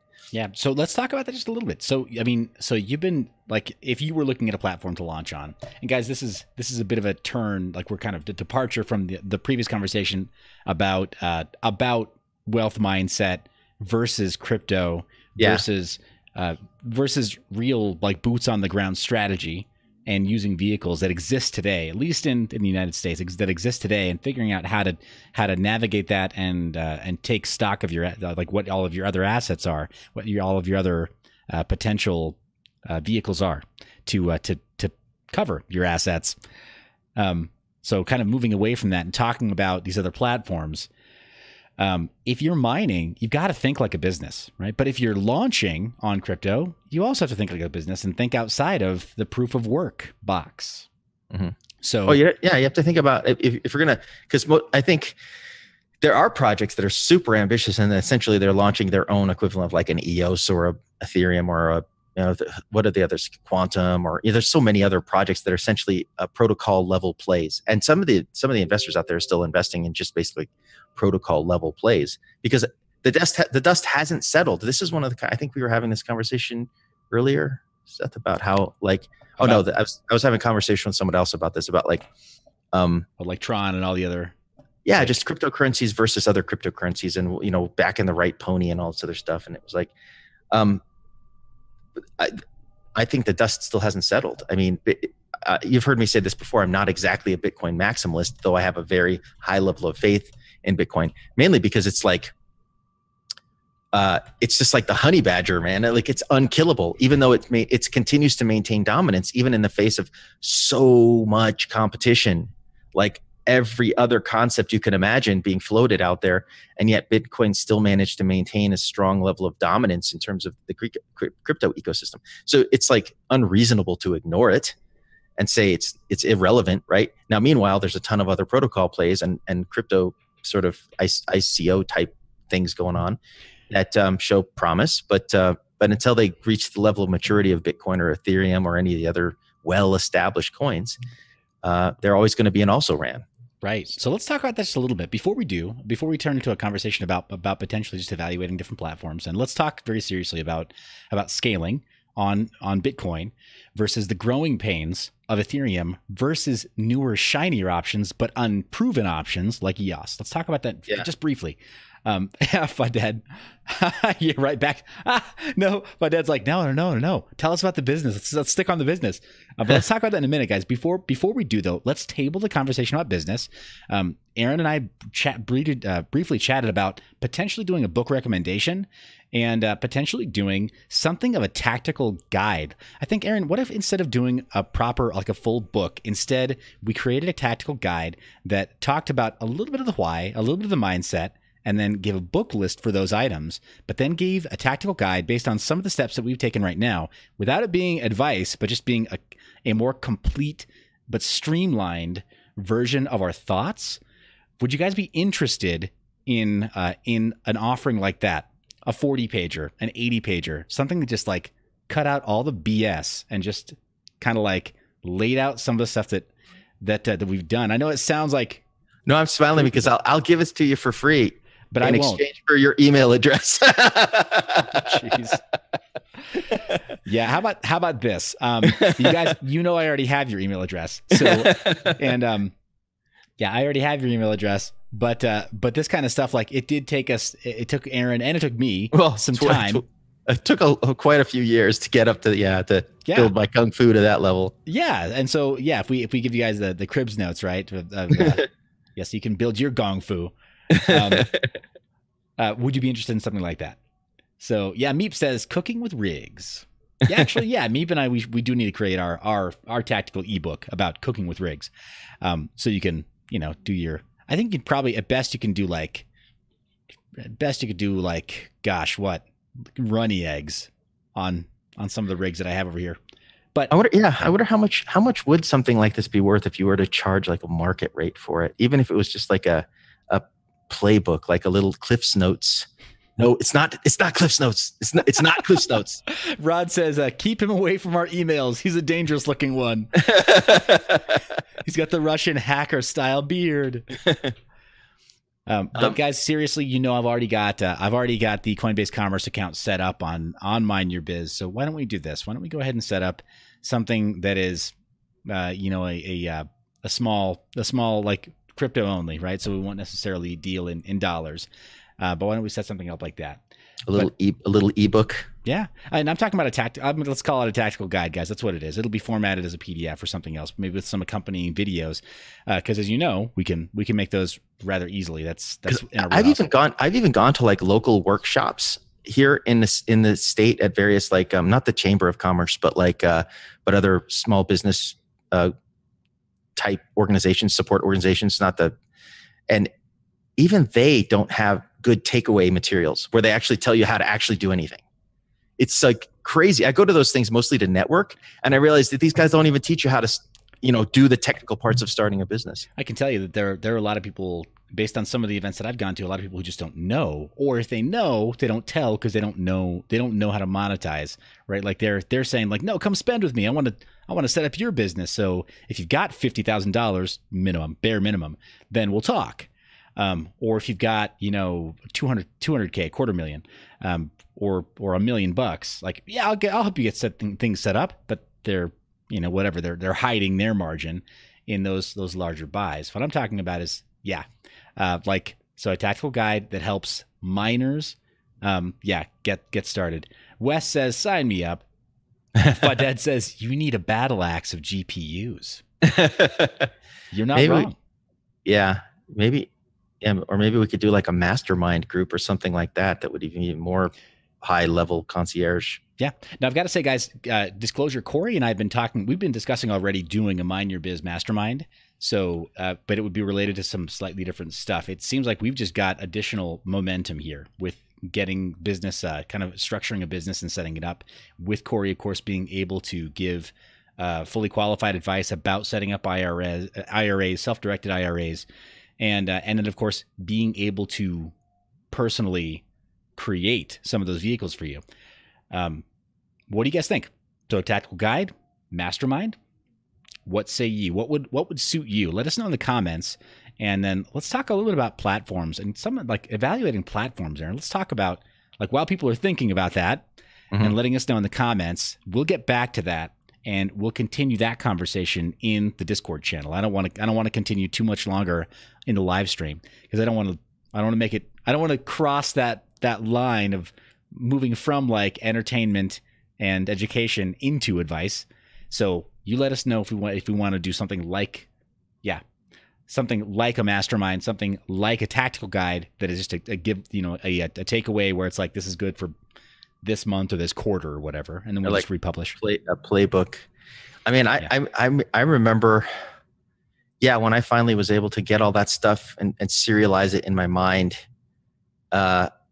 it was like a big breakthrough for me to finally realize I think I understand all the moving parts, right? Like, and I've been through it a few times now, so it's like not too hard for me. But yeah, cool. Between giving a good reading list of like to get deeper background, and then here's the checklist part, that could really save people a lot of time. Yeah. So guys, let us know in the comments. We're already getting some feedback there, but let us know in the comments before we finish up today if you think that would be of value to you, and what would be of most value. Specifically, let us know something that's kind of like a tactical guide, checklist, not quick and dirty per se, thorough, but tactical and short read, so that you can get to what you need. The tricky part is things that are like conditional decisions, like do I want a corporation versus an LLC, and the criteria for which you select really has to do with other business goals that you might have compared to just operating a company. They both work for operating a company, but I kind of tend to think of them, like I said, as like tiers of complexity, right? Like the LLC being the sole proprietorship being the thing that every single piece of business planning advice would tell you to never do. Right, but the people still do. So it's crazy, like a moth to the flame. They're like, well, I don't want to deal with that yet, so I'm going to go ahead and I'm going to line myself up to get like utterly destroyed on my taxes. Talk about wrecked, not just in taxes, man, like liability issues too. Yeah, right. They get sued once and they don't carry insurance, and they make promises or they make like income guarantees when they're working with clients. Yeah, it's just bad. Really bad. But hey, so I'm seeing some feedback in the comment section, Aaron. Let's circle back to that, and let's do that on Discord, guys. Let's talk about that more on Discord. Let us know in the comments here what you think would make sense for you, tactical guide or mastermind ongoing. And as you know, Corey and I are working on a mastermind about a couple of other things. So this would be kind of separate. In the meantime, though, evaluating platforms, man. Like, so I know you're a fan of Lightning Network on Bitcoin, and that's a scaling solution. Mm-hmm. I think you're a true believer in Bitcoin, not a Bitcoin maximalist per se, but you're a believer in Bitcoin and its ability to scale and adapt. But right now, crisis of faith with Ethereum, as we're having too in the mining space. Yeah, I mean, there's challenges. We've spoken a little bit about it and trying to do everything on chain, and Ethereum right now, unfortunately, based on how it works, everything has to happen on chain. There's no, they're just starting to ship now. Things like Loom, second layer side chain type solutions to take the main load off of the Ethereum main chain. Bitcoin actually has a few little projects like that for sort of side chain things. Rootstock is coming along. So it's like, because they have that sort of time to market. I thought that Loom was another side chain, not second layer, like child chain solution. Yeah, chain solution for Bitcoin. I didn't think that it was it's Ethereum. Yeah, it's okay. based Got on it. Ethereum. Yeah. So and then you have Rootstock for Bitcoin, which is kind of a similar concept, and not to mention a few other projects being built on Bitcoin. Why is that sort of relevant for Bitcoin? Well, because like Bitcoin is, by most people's estimation, the most secure cryptocurrency. It's interesting because mineable cryptos are they're all susceptible to a 51% attack. Some of the newer ones like Zen that have suffered 51% attacks are trying to build in features to help, like automatic checkpointing or something that basically helps. Well, to Zen's credit, they did a bang up job of not getting totally wrecked when the attempt was made.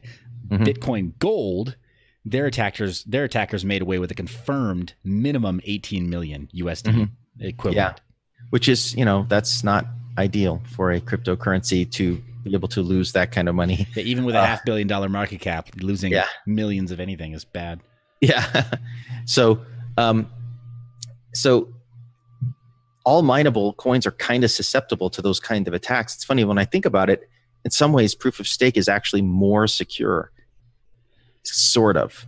I mean, a hybrid proof of work, proof of stake would probably be the best solution to reducing the incentive to mine while having enough mining to help with the immutability, to essentially build those like deep enough hashes for like Merkle trees that require enough work so that there is some investment of work, but to sort of mix the incentives a little. This is part of the reason there's so many people that just are absolute haters on masternodes and think they're complete scam and all this other stuff.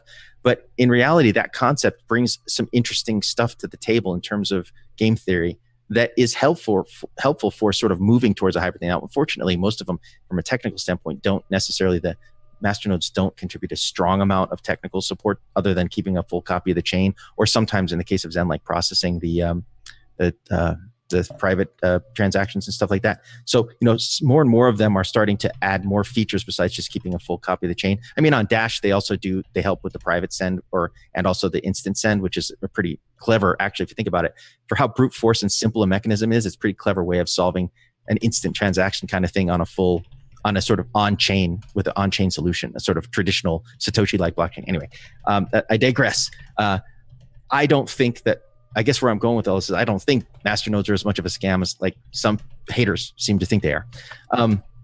Where am I going with this apropos of the other thing? Oh, these are all just different kinds of scaling solutions that try to solve the problem in different ways. So evaluating projects you were talking about earlier, to bring it back to that, you have to just look at all the different pieces in play and also look at the team and start to think, okay, if I was just like rolling the dice on all of these different possible experiments, is this one that even seems likely to survive at all, right? Because there's some projects that just seem like pointless and redundant, and others that bring a kind of new novel idea to the table in terms of, okay, this is going to solve this problem.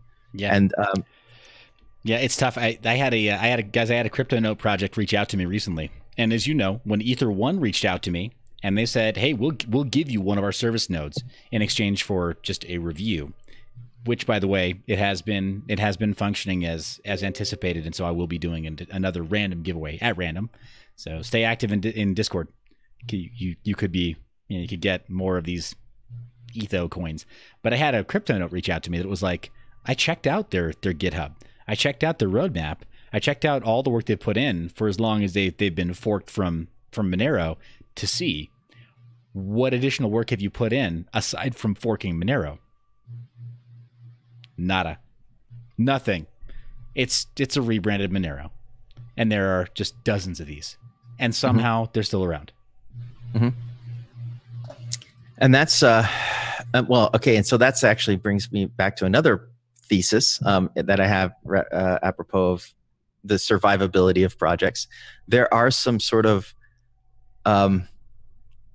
esoteric, that's not the right word, like, not so easy to quantify aspects of, okay, let's take Doge as our case in point for this.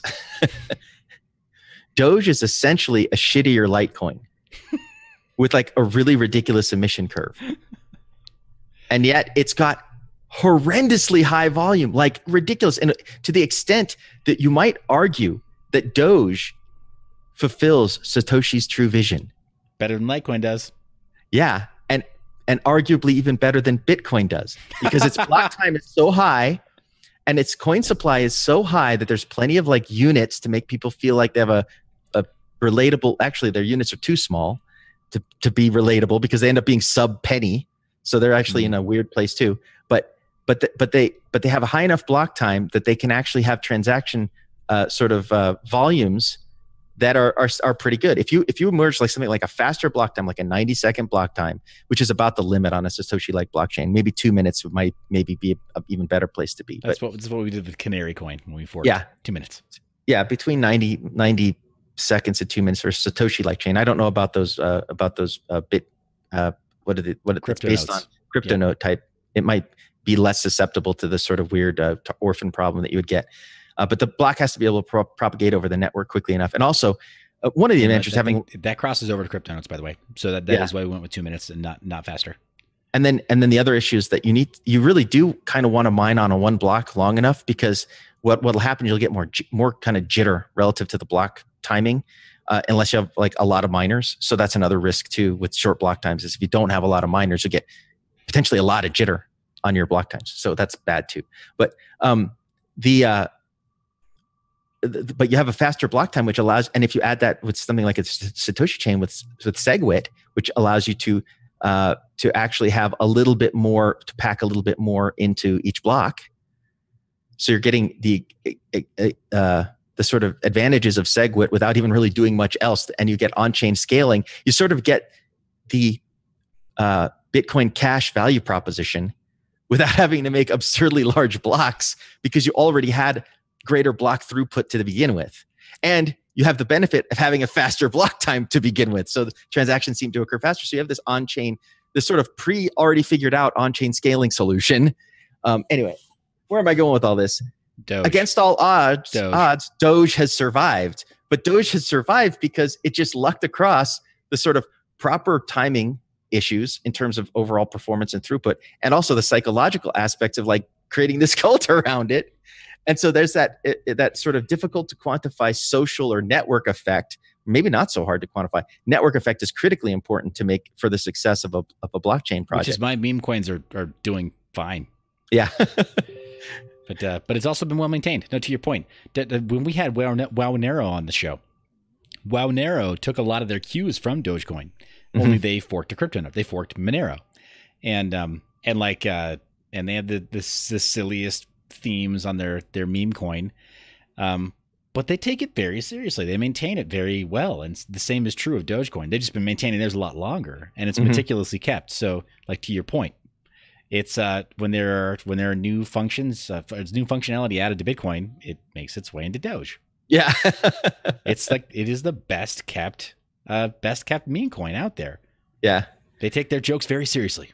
But I mean, I got to look at the volume here. But I checked out the volume on CoinMarketCap on Doge the other day because it had a little bit of a pump, and I was just shocked. I didn't realize it was so high. It was like 30%. Corey messaged me too. He's like, "Dude, Doge. Have you ever heard of Doge?" And I'm like, "Yeah, ever heard of it? Are you kidding?" He was messing with me. Yeah, right. Let's see. And it's Doge. Where is it? I'm trying to see. Is it even in the top, like in terms of market cap? Where does it fall? Do they not even include it on CoinMarketCap because it's too much of a joke? I got a filter for it here. Doge. So, hey guys, while Aaron is looking that up, by the way, I will be doing an additional ProgPow testnet or BCI testnet ProgPow benchmarking test on some GTX 1080s after we're done here. And I'll be posting that to BitTube, not live, but it'll be BitTube first and it'll be rebroadcast or scheduled for YouTube tomorrow. So you guys heard it here first. Okay. So Dogecoin is not, if you just look at market cap, which is how CoinMarketCap typically will sort the coins, is via market cap. It's only 22 in market cap. Who cares? What's more important is what's its actual daily volume. Its actual daily volume eclipses many of the coins above it. Really, you have to get up to Ethereum Classic, like top 14, before you're looking at coins that have sort of nominally more volume. And actually, a lot of the ones above, like Cardano and Monero, which are actually very popular coins, don't even have as much volume as Doge has. Now, that could also be because it's pumping right now. But if you look at the historic, it's just crazy. So I don't know if I've mentioned this on the show before, but like, I always look at the volume of coins because, I have mentioned that before, because even when you're just mining, you have to think about that. Like, can I even unload this coin?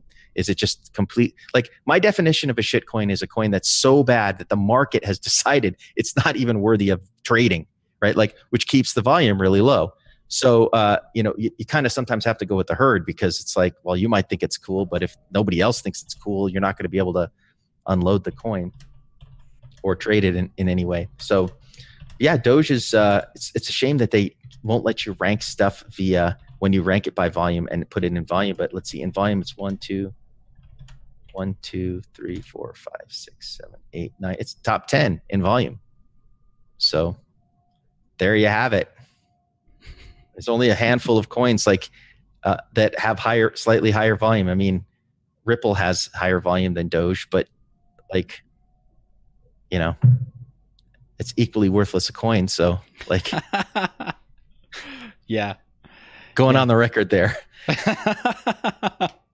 Yeah, we're often, well, you're often very careful on Unnamed Sender Crypto not to burn bridges. For me, I'm like, I'm like pouring gasoline all over everything, and like throwing lit matches as we walk. Yeah. Like, so nice. So we've got plenty of comments here, guys. So let's talk about that as far as scaling, and then looking at launching dApps, right? So look at launching dApps.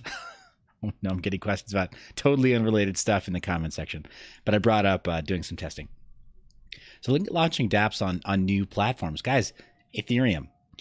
If it looks like they're trying to set the stage to go to bring in Casper and go proof of stake, and decreasing the mining rewards, I don't know, like evaluating that, like how heavily does that weigh on the decision to launch a dApp on Ethereum versus EOS? Like, does it make EOS more attractive?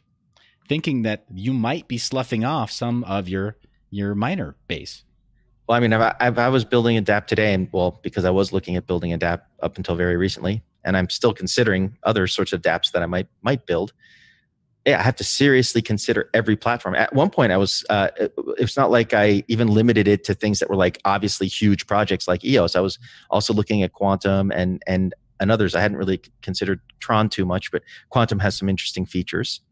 Yeah. Qtum, or however you say it. And Quantum. It's got some rabid fans. I mean, then again, like you're saying, there are a lot of people who are just like, they're all in, right? So the fanboyism is strong. Mm-hmm.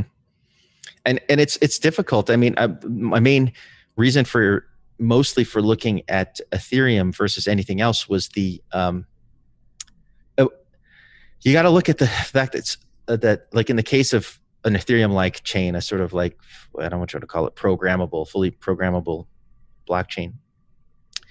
You have the value-like token that the system defines for itself, which in the case of Ethereum is Ether.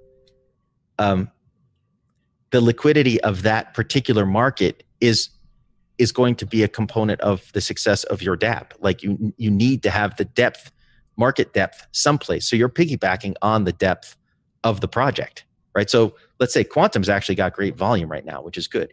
It's not like top 5 like Ethereum is, but it's top 15 or so, top 10 in terms of volume, has a very high market cap. So that actually puts Quantum in the running for essentially being able to get the value-like token, which is sort of like what you'd be using to pay the gas. If you're familiar with systems like Ethereum, you have to pay the blockchain some fees to execute your code for your dApp. You've got a healthy enough ecosystem backing it up in terms of volume for that to work.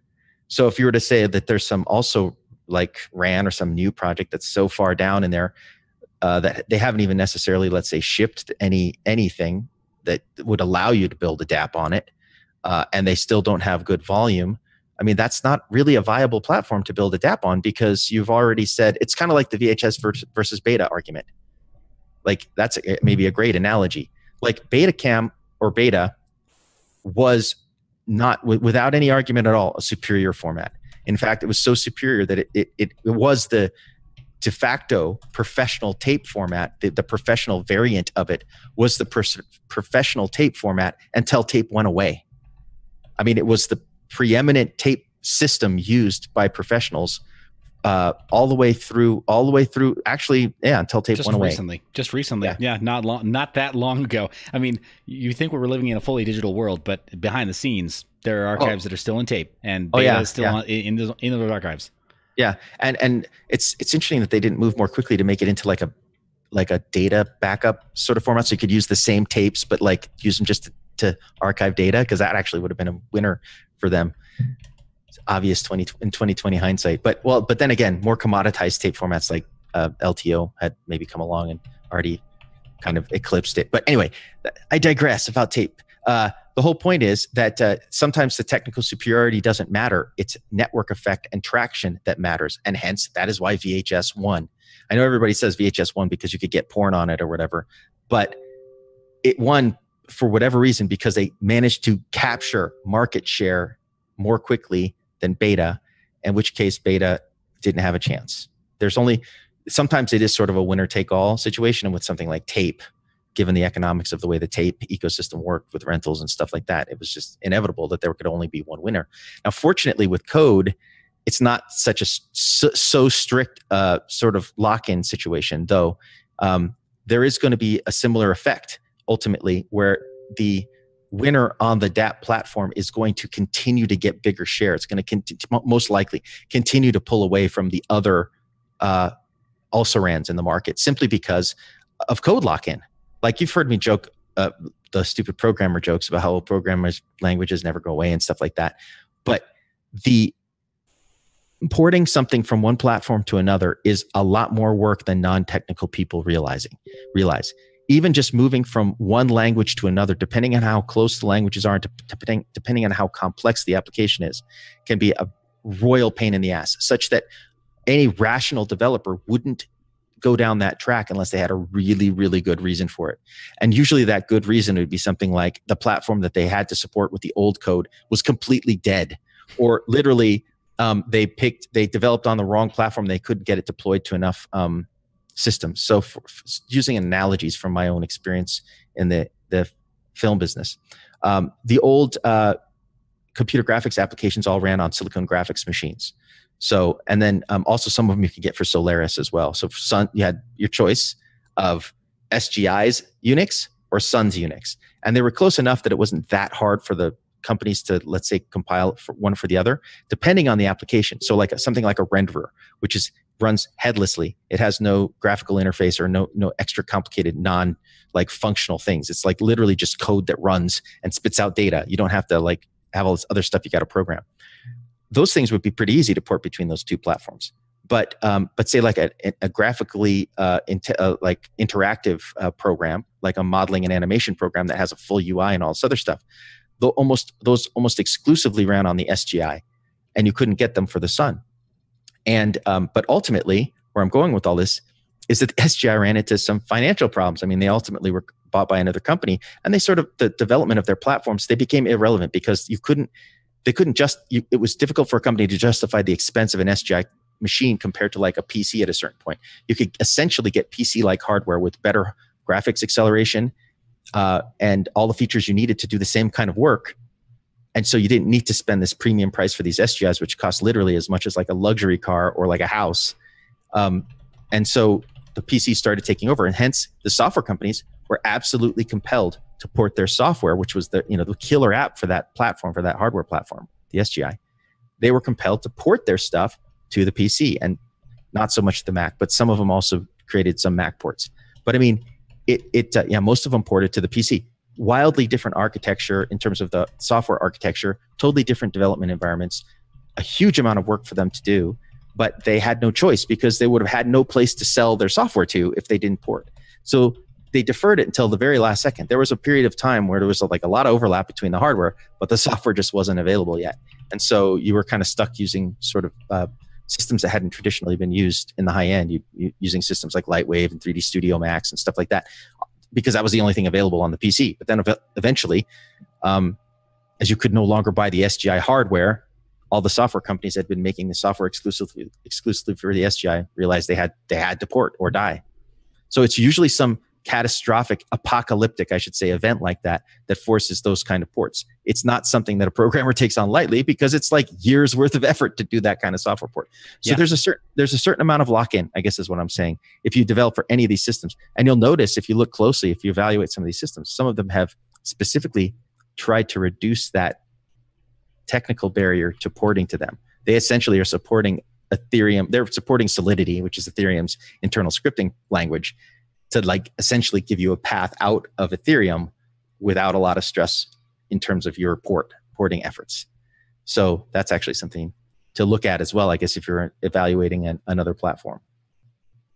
Yeah, totally.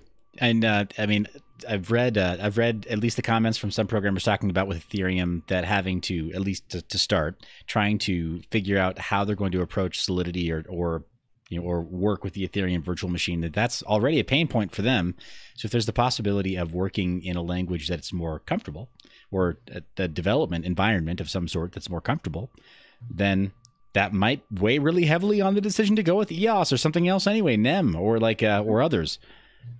So well, that was definitely a Quantum's value proposition, right? We're going to have multiple supported languages for this, in essence, and one of them including like x86 code, which is an interesting choice, but you have to have some kind of code, bytecode or representation, internal representation. So,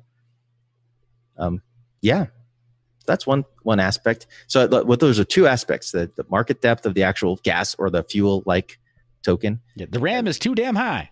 Yeah. And then also, ongoing costs, like what does gas cost? What does sort of like EOS has that sort of RAM concept. You got to pay for that somehow separately with your dApp or per invocation of your dApp. So, looking at that as well. In a way, Ethereum has sort of become a victim of its own success, kind of like Bitcoin, where when Bitcoin transactions got really high because there just was no space left in blocks, Ethereum kind of ran into a similar issue. Right, but here we are in 2018, and we have scaling solutions proposed, and we have scaling solutions that are like, I mean, we can nearly taste them. Right, they're just around the corner, not too far. In the same way that Lightning is not too far from being like widely adopted. So how does that factor in at this point? Does that make all the other does it make the CryptoKitties problem a moot point at this point? Well, you'll notice the order in which I brought up those concerns. The sort of volume issue is kind of more important than any technical issue because it's what the users feel. Right. Yeah. So, okay. The market dominance and the volume and all these other driving factors. The market has spoken for sure. If that's in the top consideration, the market's definitely spoken, but that's going to be the case for months, right? Possibly for a couple more years. That's going to be the case. It's going to be hard to dethrone that incumbent in the sort of like blockchain compute space.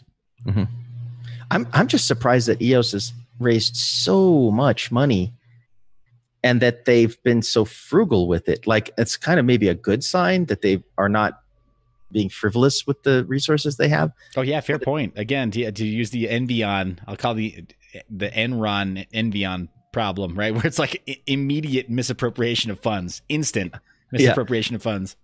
And it's only $100 million versus $4 billion. Yeah.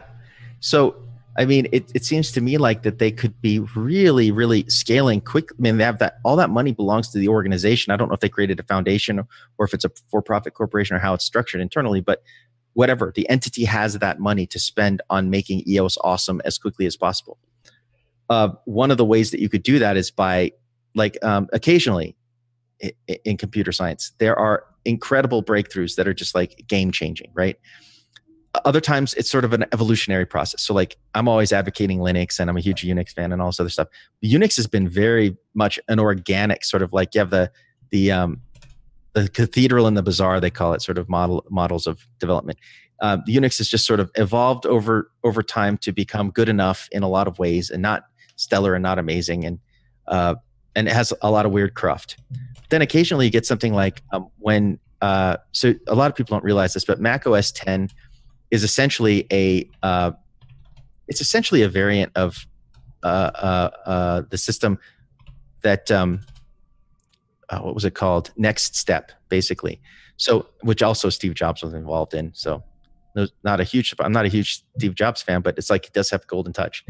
So Steve Jobs is like, dude, we could go 2 hours just on Steve Jobs right now with the whole like memoir written by his daughter and stuff. Like, well, he was already known for being a sort of real taskmaster, sort of just really cruel and I know, but now it's like this is coming from his own flesh and blood writing about it and saying like, nope, everything they said was totally spot on, totally true.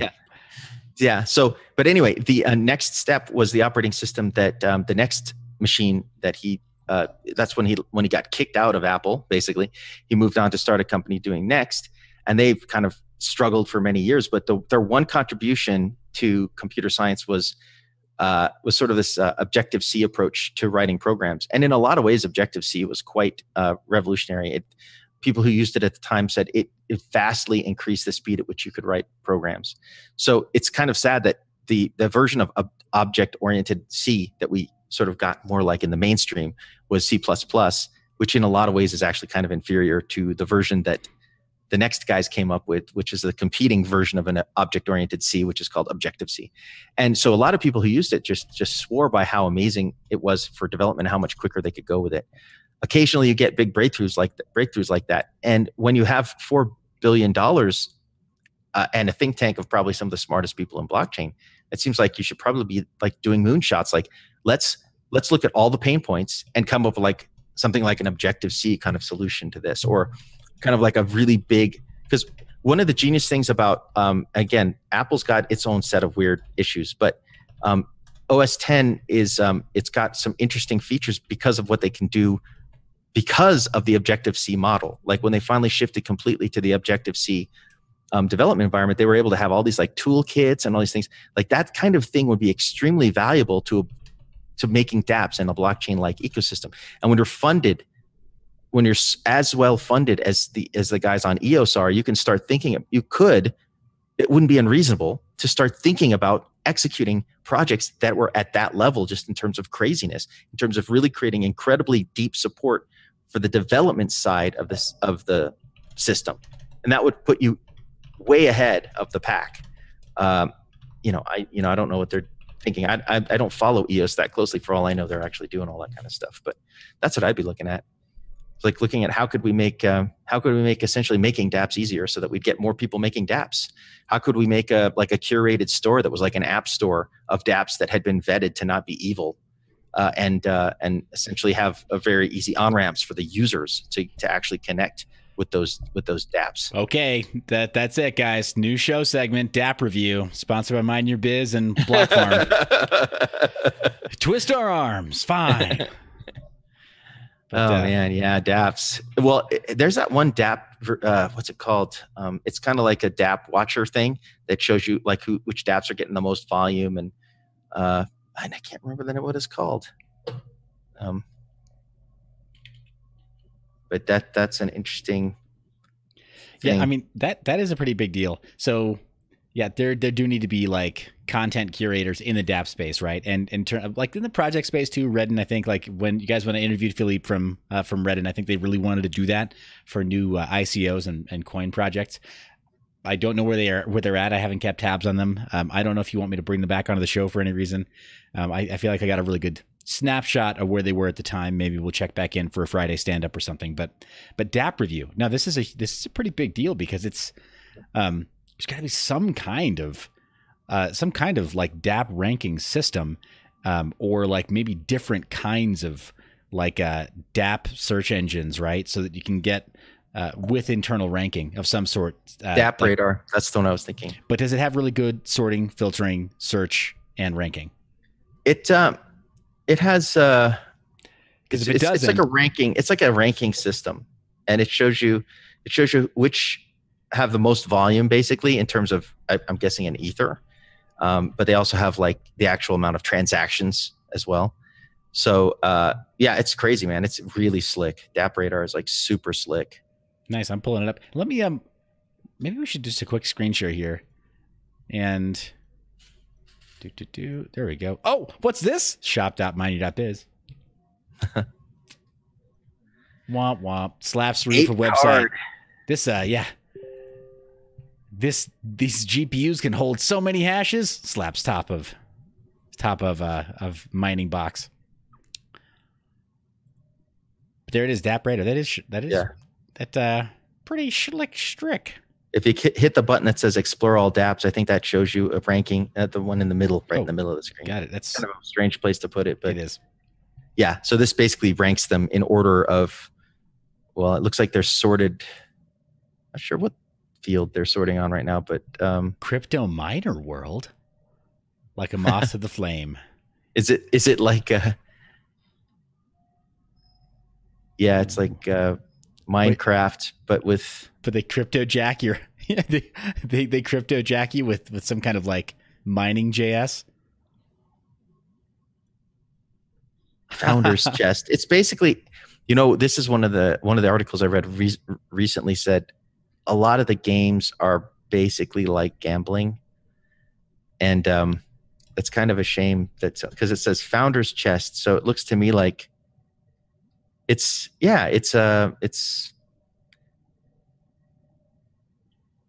what do they call those loot boxes, right? It's like loot boxes that you buy with. Get started. Don't mind if I do, Miss Moneypenny. Get geodes. Oh, you have to buy them? I'll buy some geodes. Oh, it only costs me real world ETH? No, I don't want any. I've changed my mind. Oh, man. Well, at least they're telling you how much they fleeced people. Geodes sold. They're not telling you how, like, your chances of getting a prize based on how many geodes you bought. Oh, so now it says now that you can see it, now that you reloaded, you can see how the founder's chest holds 16.7 ETH.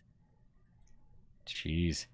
So deal from the USA. This was on DApp radar. It's the #1 DApp. Crypto miner world. Oh, wow. This really could be a fun segment. I mean, couldn't this be a fun segment, guys? This could be pretty killer. Time left in the founder's geode sale. Yeah. Oh, guys, I'm just reading a sob story in the comments. Sorry, AZ, this is about to be immortalized. But he mentions, I worked for Intel and misprocessed 300 wafers in my second month. That was my last day. Oh, man. Sorry, man. Here we go. I'll spin up the sound effects for you, but that's just sad. Makes me sad. How much money's worth of wafers is that? Yeah, right here. So cost per geode. Get geodes. But there's a real world cost. It costs you almost 1/100th of an ETH. Ouch. Well, how do you think they fill that founder's chest with? Yeah, and so John makes a valid observation there. It's not necessarily by users or volume. What is this? Info. Paid listing. Womp womp. Balance. So, what was that? What was that one? That FOMO game? That FOMO 3D or FOMO, whatever. It's gone. It finished. Oh, maybe FOMO 3D. Oh, maybe they restarted it. FOMO 2D, FOMO short, dude. That's the other thing. When it comes to like Grand Theft apps, FOMO, when it comes to apps and when it comes to content like movies and stuff, there's a ton of money to be made in creating copycats. Like Flappy Bird. Do you know how many clones there are of cloned, reskinned versions of Flappy Bird there are in the world that are doing like great? It's a shame that Flappy Bird. It's funny that he took it down. It seems like that's like getting lightning in a bottle and saying, well, and then just throwing the bottle away. Oh, here's the thing. You know that he wasn't just throwing the bottle away. You know, he got a private offer from somebody and he was like, well, how about this? I'll take the high road. And he increased his personal value, his cachet, because now it made whoever was giving him an offer want him that much more. That was tactical. That guy knew what he was doing. That's called prizing in negotiation. And Homeboy was prizing. He was peacocking like there was no tomorrow. That's why he pulled Flappy Bird. So maybe FOMO 3D didn't actually pay out yet, though I thought it already paid out. But it's some kind of weird game where you, I guess it is the actual FOMO 3D. So you're trying to exit scam everyone else. So like somehow the last person to pay in before the timer runs down wins. And I don't know how you pay in, how much you have to pay in, but the whole idea was that ultimately somebody would win the whole bounty. It's a very, very weird concept, but yeah, look how much Ethereum they were able to accrue. Dang. Oh my gosh. Yeah. We're all in the wrong business. Yeah. Again, well, you need to make gambling laundromats, guys. Gambling coin-op laundromats. Well, I mean, I don't even know if this would qualify as gambling. I guess, I mean, they categorized it here as a gambling game, which means if you try to create this here in the United States, you'd instantly be breaking the law pretty much most states. Could you partner with a sovereign nation, a given like a Native American tribe? I'm pretty sure you could. Maybe you could. I don't know. But then you'd still have to make some effort of blocking U.S. citizens or something. Maybe. Anyway, it's interesting actually in in the comment section, Sir John does work on gambling related blockchain stuff, which is cool because blockchain gambling games are provably fair. That's the whole point. Mm-hmm. You can blockchainify results and stuff. But this is interesting. And AZ is calling it more accurately a DApp Ponzi, because that is what it is. Because you buy in. Well, but you don't get paid. Unlike a Ponzi scheme, you don't get paid out until it's an exit scam, more like, because nobody else gets paid out. You don't get paid something for FOMOing in. Unlike a Ponzi scheme where you get paid, at least you think you're getting paid. Usually most Ponzi schemes just fake it with paper payouts, right? They just say, "Oh, would you like to reinvest?" And then they just like never have to take the money. They never have to take any of the money they got. Their ill-gotten gains from their Ponzi scheme. Yeah, a lot of people don't realize what a Ponzi mechanics are. This isn't the same mechanics as a Ponzi scheme. Yeah, not per se. Yeah, there's no guarantee of income. It's more like a lottery, to be honest. But the ticket mechanics are different than a lottery. Everybody's paying into a big pot, and then the criteria for winning is the FOMO counter timing out. Oh, that is nuts. That's just nuts, guys. So I need to see some of the copycats. It's too good. You're just way too good. FOMO. Let's see what the raises are. Let's see who's earned the most. FOMO 5. They've done all right. 148 ETH. And then 150 ETH on FOMO short. FOMO game at 15 ETH. So, almost worth spending the time to make this.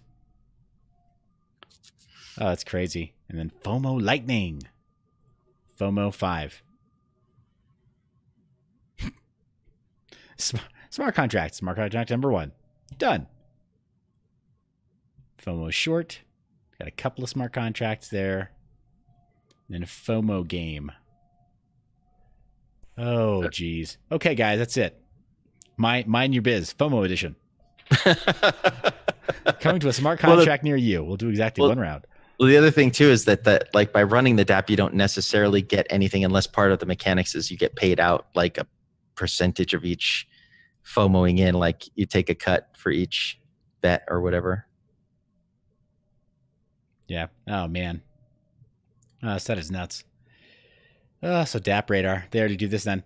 So this is brilliant. It kind of makes me wonder, right? It kind of makes me wonder, what would it take for EOS to catch up? Just if all Ethereum development stopped today, how long would it take EOS to start like from a dead standstill and sprint all the way up to where Ethereum is today?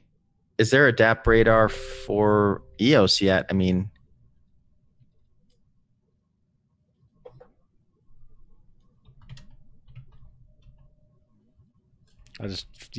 Oh, hey, you know what? EOS DApp Radar. Yeah, clearly it's a good idea. It's worth. Hey, it's on DApp Radar. Those guys had a lead on the DApp Radar stuff. So yeah, they've got DApps running on there. They've got a page of them. Users over 24-hour volume. Sort by volume. Ooh, dang. Well, okay, gambling, and a DEX, and a lottery, and a DEX. And a game. All right, an actual like a DApp that's already ranked number 2. EOS Knights is a first mobile game that runs on an EOS blockchain. That's cool. Lucky Dice, EOS Slot, Delta Dex, account creator, gambling, EOS FOMO, Pump Dump Wars game. EOS FOMO. Yeah, so that was inevitable. Now that the FOMO sort of template has been created, it's just going to be endlessly copied. Yeah, monster. Okay, there are a couple that are like, "Hey, decent Twitter. What is this? Oh, decent Twitter. It looks like decent, not decentralized, but like decent. That's weird. That's interesting. Well, I'm not sure I'd want to have my tweets permanently on a blockchain. Right. Yeah. I mean, what is it? James Gunn? Yeah, too soon. I know. But the director of Guardians of the Galaxy that got canned, right, by the studio guys. I'm sure he would agree. Having an immutable ledger of everything you've ever written in jest, so it can be taken out of context forever. I even I'm sometimes concerned about what I say here on the show, right? It's like, and it's not like a permanent blockchain ledger. So I thought of an idea here recently for a weird kind of dApp, which is intentionally encrypting stuff onto the blockchain, or I should say encrypting stuff and putting it on a blockchain with intentionally weak encryption. So thinking in your mind, how long will it take for this encryption to be too weak and to be compromised?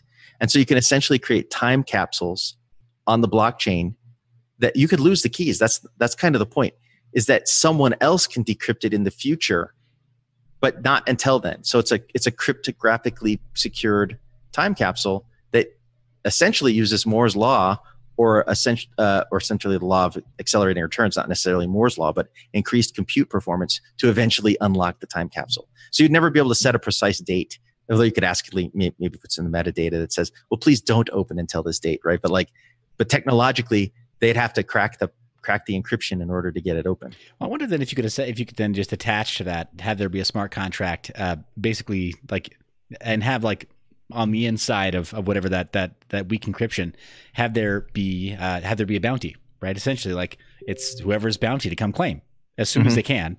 So that way, the moment that it is opened, you had now show this is the current state of decryptography, right? Of hacking cryptography, or punching through. Well, that would definitely incentivize people to work on it. You could just basically put in the metadata, there's X amount of the native token in here. Yep. And then, that would incentivize people to run, the compute it would take to crack it, probably before it was really made any sense to just easily do it, right? Like when it still took some work to get it to crack. So anyway, that was just a thought I had. That's cool. You'd have to somehow you'd have to almost work with cryptographers who really understood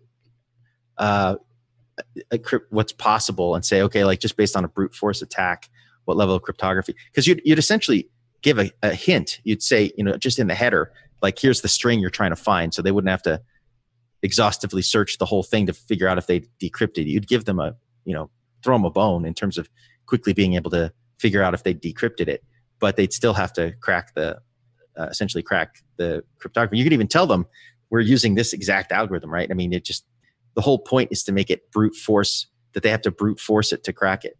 And and then eventually, once Moore's law catches up with that intentionally semi-weak cryptography that you've chosen. Now, the problem is that it might not be deterministic enough.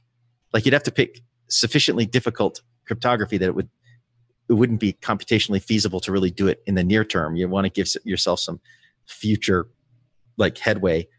headroom for how long it would take for the computers to actually be fast enough to crack it. Anyway, it's just a wacky idea I had for a sort of technologically enforced time capsule. Cool. That is really cool, man. So I filtered and sorted to see, according to balance, to see what has raked in the most Ethereum, and not CryptoKitties. It's a game called Gods Unchained. Yeah, CryptoKitties, I think, is starting to slow down a little bit. Their sort of contribution to the state of the art was the immutable token, ERC 721, which I think is, well, you could make something like that essentially already, just your own simple thing, but it's been standardized in Ethereum. So now there's a standard immutable or non-divisible token container format on Ethereum that can inspire anybody else's implementation on some other platform. So that's pretty very cool. So Surgeon is mentioned in Cosmos, and I know that I know Christy's a fan of Cosmos as well. Oh, it's another scaling solution. And it should be. Here's the other thing. If you want to create a scaling solution, you must use the .network domain. Yeah, top level domain. Must be .network. .io is so overplayed, so outplayed, played out. Totally played out. Yeah. No. Whatever. But so if you're going to be a scaling solution, .network. But super cool. Yeah, hey, we've gone about 2.5 hours on today's Unnamed Sunday Crypto. I think probably we need to call it a night, but I think I'm still really excited about about scaling and about like this sort of like platform level crypto, like with Ethereum and like with EOS. I think it's a cool idea, but mineyour.biz oh, and and Sir John corrects me in the comments, and I will allow it. You're totally right. This isn't technically a scaling solution. It is a standalone solution, but I believe that it is built on Ethereum, right? Cosmos. So, Internet of blockchains. Like, do they have their own backbone blockchain, or do they just leverage Ethereum as their backbone blockchain? Or could they just use Bitcoin? Because, like I said, that certificates thing, blockchain certs, they just use Bitcoin because it's got enough functionality to do what they want to do, but it's not like a scaling solution. It's going to be more interesting once things like Rootstock start to get more traction, and you have sort of like side chain projects. Yeah. So this is supposed to be good. Looking at some others, gosh, another couple of projects that I was just looking up. Come on. Oh, come on. I'm just gonna have to look up that way. There we go. Aragon. Nope.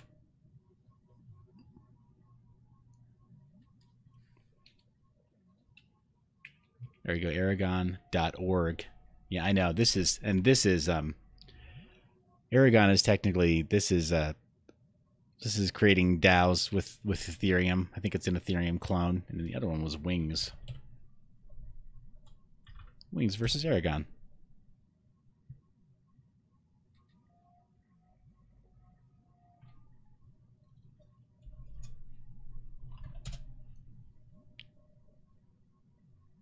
Rootstock's not scaling. It's just smart contracts for Bitcoin. It's sort of like a linked side chain that you can, it's mineable.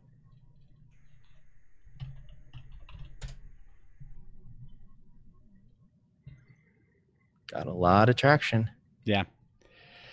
Yeah, guys. I mean, I'm excited about ProgPow there being a test net for ProgPow mining for Bitcoin interest, but I don't know enough about the Bitcoin interest project to know if it's going to be, if it in and of itself is going to be very, if it's going to make waves outside of being the first coin to adopt ProgPow, and I don't know if Ethereum is going to adopt ProgPow fast enough for it to matter to miners, really. I think we're going to have a gap here, guys. I think we're going to have a gap between Ethereum mining profitability and any potential for ProgPow integration into Ethereum. So yeah, I think that there could be unforeseen consequences here. Let me stop the screen share for right now, but I think there can be some unforeseen consequences here on the Ethereum core devs' decision to decrease the mining reward, and some unintended consequences based on on participation in new dApp creation, because there's a decreased level of support from miners to secure the networks, because Casper's not here and they're not doing hybrid proof of stake. It's all proof of work. So I think we're going to see some interesting things, but certainly on the mining side, I think there's going to be a gap. And I think that we need a stopgap in order to maintain profitability, so that developers don't have to wonder, like, will there be miners to support the network? Can they support the network maybe part-time or something? I don't know. Like, where did all the miners go? I don't know. We need something. Well, think about the fact that EOS doesn't even have miners. They just have the block producers. Yeah. Which is an extremely elite club. Exclusive, maybe is the right way to put it. Exclusive.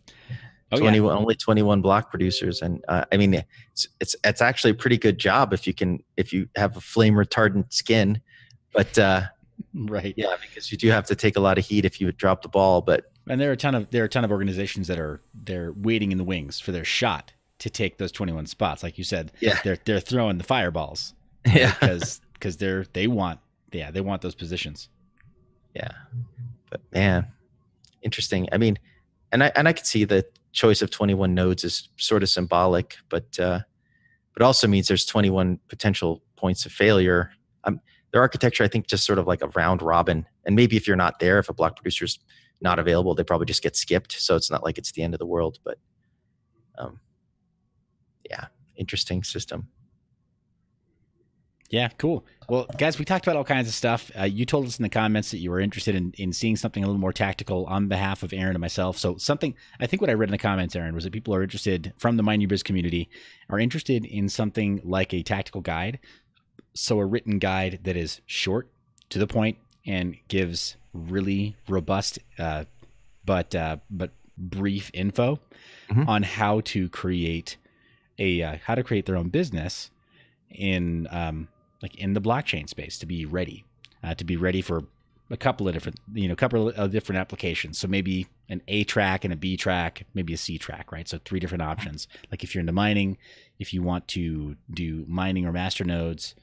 And I think there's some really great cues as far as the types of businesses that are recognized as sort of like inherently blockchain businesses. Some really great cues coming from Coinbase Prime, actually. So we can take a look to see what the various distinctions are there, and look at a couple of them that matter to anyone who's looking at block production from mining or master nodes. But I think that's what I'm reading, is there's some interest in that, and an interest in paying for that guide. Cool. And then as far as there being a mastermind, guys, I know Corey has offered to create a mastermind ongoing, in terms of ongoing official advice related to investing, and related to being careful with your holdings, and doing some picks for coins and projects to follow there. So maybe we kick it off with that tactical guide, Aaron, and we check to see how the mastermind shapes up over the next couple of months, guys. Okay. And then the book, I wonder, you're saying you want to just sell it directly via crypto or whatever. You could also put it on Amazon. We could. Yeah, we could do that. We definitely Let's just talk about how we're going to execute later. We'll figure out the chapters too. Yeah, I mean, consider also that we can sell for crypto using Coinbase Commerce, and then, guys, these are the other things. Like you got somebody. Hey, so Ethereum Classic is doing well, apparently, Sir John says. It must be because we're talking about mining. It has nothing to do with the Ethereum core devs' decision to like completely put miners over a barrel. Nothing. I'm getting my blockfolio out and looking at. So awesome. Hey, Zach, Crypto Contractor, is asking about. So Zach, by the way, you have a new nickname now. That was too hard. You are now. I dub thee Crypto Chiropractor. But does ETC have any dApps running? That's a great question. It should. I don't know if it does. There's nothing listed on dApp Radar. But yeah, we'll talk about some of that stuff, guys. Hey, Litecoin Bandit, glad that this has been helpful. And Wes, appreciate the kind words there. So without giving any advice, we will tell you that we're going to give away all our secrets in the secret tactical guide. Crypto Secrets 101. Yeah, featuring Carlos Matos. We'll put his face on the cover just for you guys. Alrighty. Hey, Aaron, how's before we cut the show though, how is Block Farm coming along? I've gotten to the point where I have automation of nodes pretty far along. I can automate like your the sort of bog stock dash like master node it's pretty easy to automate the setup of that. It's the they call it Horizon now type node that's a little bit more difficult, and I don't have that fully automated yet. But I do have it to the point where I could do it. I could do nodes for people in a reasonable amount of time, right? So I'm kind of getting very close to where I might want to open up the pilot and actually accept other people's nodes, right? So how that would work is I still got to really like lock down the price, like really choose a final price. Because one of the issues is Zen super nodes actually have fairly steep system requirements. So there's not a ton of margin between like what it literally costs to run the hardware and like what I would be making to run the node. So I do want to try to finalize pricing. But then, yeah, I think I'm getting close. So if you haven't signed up already to the interest list and it is something that interests you to be in the pilot, your node will be rock solid. It'll be running this at the same sort of, once it's configured, it'll be running in the same kind of configuration it'll run in once I get the front end more complete. I won't have the front end yet. I'll still basically be scripting the setup of your node so that I can just get it set up relatively quickly. I could even set up the node before you even put the collateral in the collateral address, and you could send it to me later. But I'll probably want you to send me the money to fund the challenge address, the Zen. I'll have you send it to an address so that I don't have to come up with that out of my own pocket. It's not much; it's like $1, but still, you know. But yeah, it's gotten to the point where I can set them up. So if you have a Zen supernode you want to set up, or a sort of a Dash-like, any kind of Dash like Zcoin or Dash, or what are other ones, the similar, you know, kind of nodes like that, that have Dash-like master nodes, I can host those for you. But yeah, it's coming along. It's getting closer. So I still don't have a front end set up for it, but that'll be the next stage now that I've gotten to the point where I can basically automate this. So it's I can do it cost effectively. So that's the status report on Block Farm. Awesome. Okay, so hey, you guys heard it here. The Block Farm is nearly ready for anybody who's nearly ready to launch their so either secure nodes or super nodes on. And I'd prefer to have it be secure nodes are doable. It's you know, I don't know if it would feel cost effective to a lot of people because of what I need to charge to host them. They actually have fairly steep requirements compared to a standard like Dash-like node. So like most Dash-like nodes you can host on fairly modest hardware, but even a secure node actually has steeper hardware requirements. It needs 4 gigs of RAM actually. So it's like most master nodes you can get by with like half a gig of RAM. I would probably run a slightly larger machine, but for even a secure node, you still need quite a bit of RAM. So they're going to cost more than a bog stock Dash-like super node. Now, and the other thing too is Dash or secure node. Dash type nodes right now they don't take much, but they are going to be requiring more hardware as they start to add more of their service node type stuff. So they have a super node like concept on their roadmap. I just don't think the hardware requirements for it are there are no like steep hardware requirements yet, and it's not forced, but eventually they're going to start adding those, and they're going to require like steeper hardware as well. So it's going to be a little bit more of a dynamic thing where unfortunately it's not like one size fits all for every node. It'll be like different prices for different categories of nodes, right? Like small, medium, and large, most likely. Some nodes will be like the wimpy nodes that don't require much, and then there'll be like medium-sized nodes like the secure nodes, and then there'll be like heavy nodes like the super nodes that have different prices for hosting. Nice. So hey, do you guys know how to reach out to Aaron? Block Farm is the handle on Discord, but then also there is blockfarm.net where you should be able to sign up. I can't bring it up on my browser for whatever reason. Chrome is not rendering it. Maybe I can get it. It just works for mine. You want to see it? Yep, it's working on mine. Let's see. Can I share screen here? You should be able to. Share screen, desktop. So here's the Block Farm.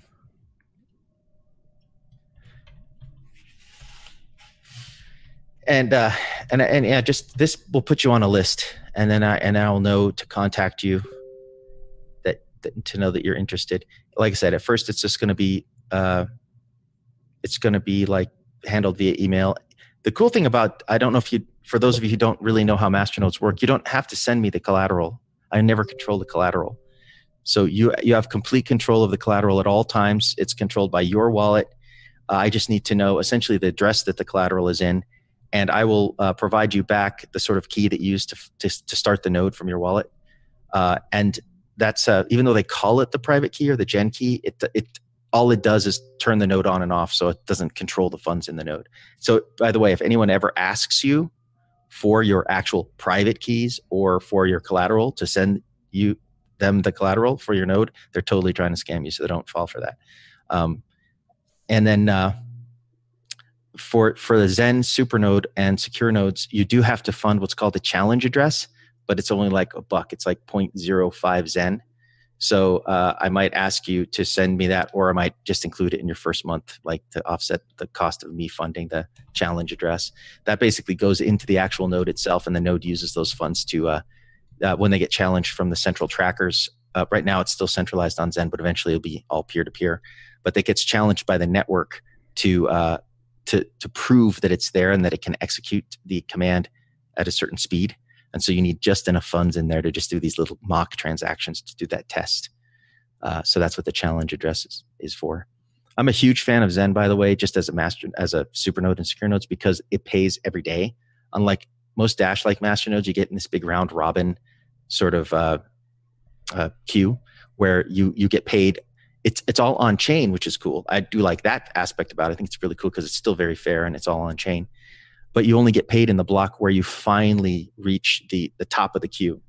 And once you get paid, you fall back to the bottom of the queue again because it refreshes your sort of the transaction, the address that you were in. So it can see, the most recent address was now. And so hence you've been pushed to the bottom of the queue. It's a more ripe sort of transaction that's in the queue that has more age in it in terms of block height.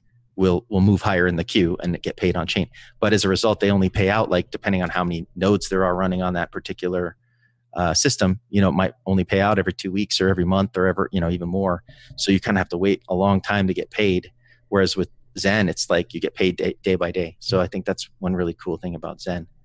And nice. Of course, it's 2 tiers. So that's another nice thing too. It's just that unfortunately the lower tiers, hosting the nodes is disproportionately expensive compared to the reward. So that's one pain point of a secure node. It's hard. Yeah, it's a weird, I think it was unintended consequence of the system requirements that are a little too steep even for the lower tier, meaning that your cost of hosting ends up being high relative to your reward. I checked out their masternode page and it looks like the super nodes outnumber the secure nodes by like 3 to 1.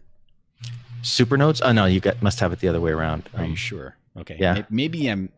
Maybe I'm thinking about Ether 1 that I reviewed recently. Yeah. Maybe that's what I was looking at.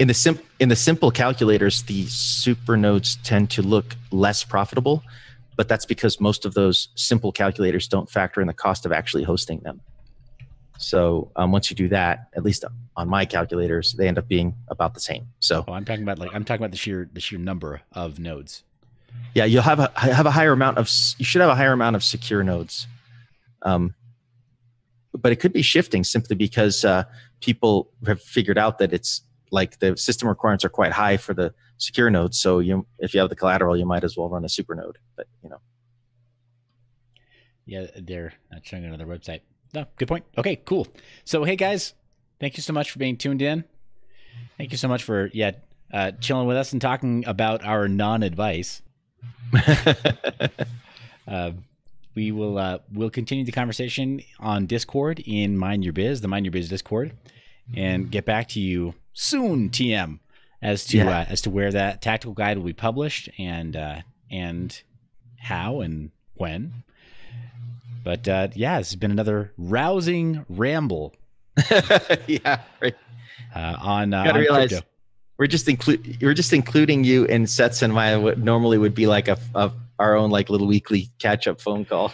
Dude, but I don't know. And we've gone on benders that where it's like, for whatever reason, like 4 days in a row, it's like daily. We just like give each other the download on this stuff. But yeah. Oh, well, quick relevant question from Sir John. Is Block Farm on x86? Yeah, of course it is. I mean, that's what the entire cloud runs on x86. He was asking. x86 64. It's at 64-bit, even when it doesn't need to be. Right. And AZ issues the compliment. Block Farm is brilliant. Have to agree, AZ. I thought it was too, and I was when Aaron mentioned it to me, I encouraged him to get started right away. Thank you. And you haven't even seen.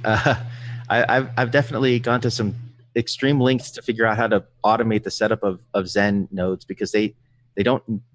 There's still parts that aren't automated. They don't really lend themselves to automation. As I build more pieces, especially the web app for the front end, I'll be able to automate more of the pieces like setting up the not the SSL certs, but the actual like IP addresses and all these other, I should say DNS entries and all these other things you got to do. It's an ordeal. The first one took me hours to set up, and I've gotten faster and faster at it. So now each iteration it gets faster. So eventually it'll be wrapped into a nice web front end where you'll put your collateral address in there and your email maybe that you want to be updated and hit the go button and it'll all just work. So yeah, follow up on that joke from Surjot as well. In the Mind Your Biz Discord, he posts a link to one of the first commercially available RISC-V processors. So which one? It's in Mind Your Biz. We'll we'll circle back to it. Otherwise, we'll be on this topic for another hour. Yeah, because you can get ARM based. VPSs now. Actually, it's pretty neat. We talked about that last night too. Yeah. I mean, I can't. I don't have a lot of use for this kind of application, and they end up costing about the same for the performance. So it's like x86. There's no downside or no upside or downside. If you're hosting your own data center, ARM might make sense just simply because the power is a lot lower. But when it comes to renting it from someone else, it doesn't seem to be a major advantage. So yeah. Well, hey guys, thank you. I know, right? AZ rabbit hole acquired. We're not jumping into this one. Yeah, right. We gotta... It's a trap. All right, guys. Thanks so much for tuning in. We'll see you. We'll see you at the next Unnamed Sunday Crypto Show. But I think, Aaron, we might. I mean, necessity. We might need to circle back to this guide maybe earlier in the week. So, what do you say? Yeah, you and I will catch up and figure out how we want to execute on the guide. I already have some ideas of some materials that I think we could recycle. That cool. Yeah, me. Well, I do too, right? Business. Business to box guys. We eat, sleep, breathe, and drink this stuff. Yeah. Thanks for joining our rant. Thanks for listening in on our ramble. I love your face, guys. I'll see you over in Discord.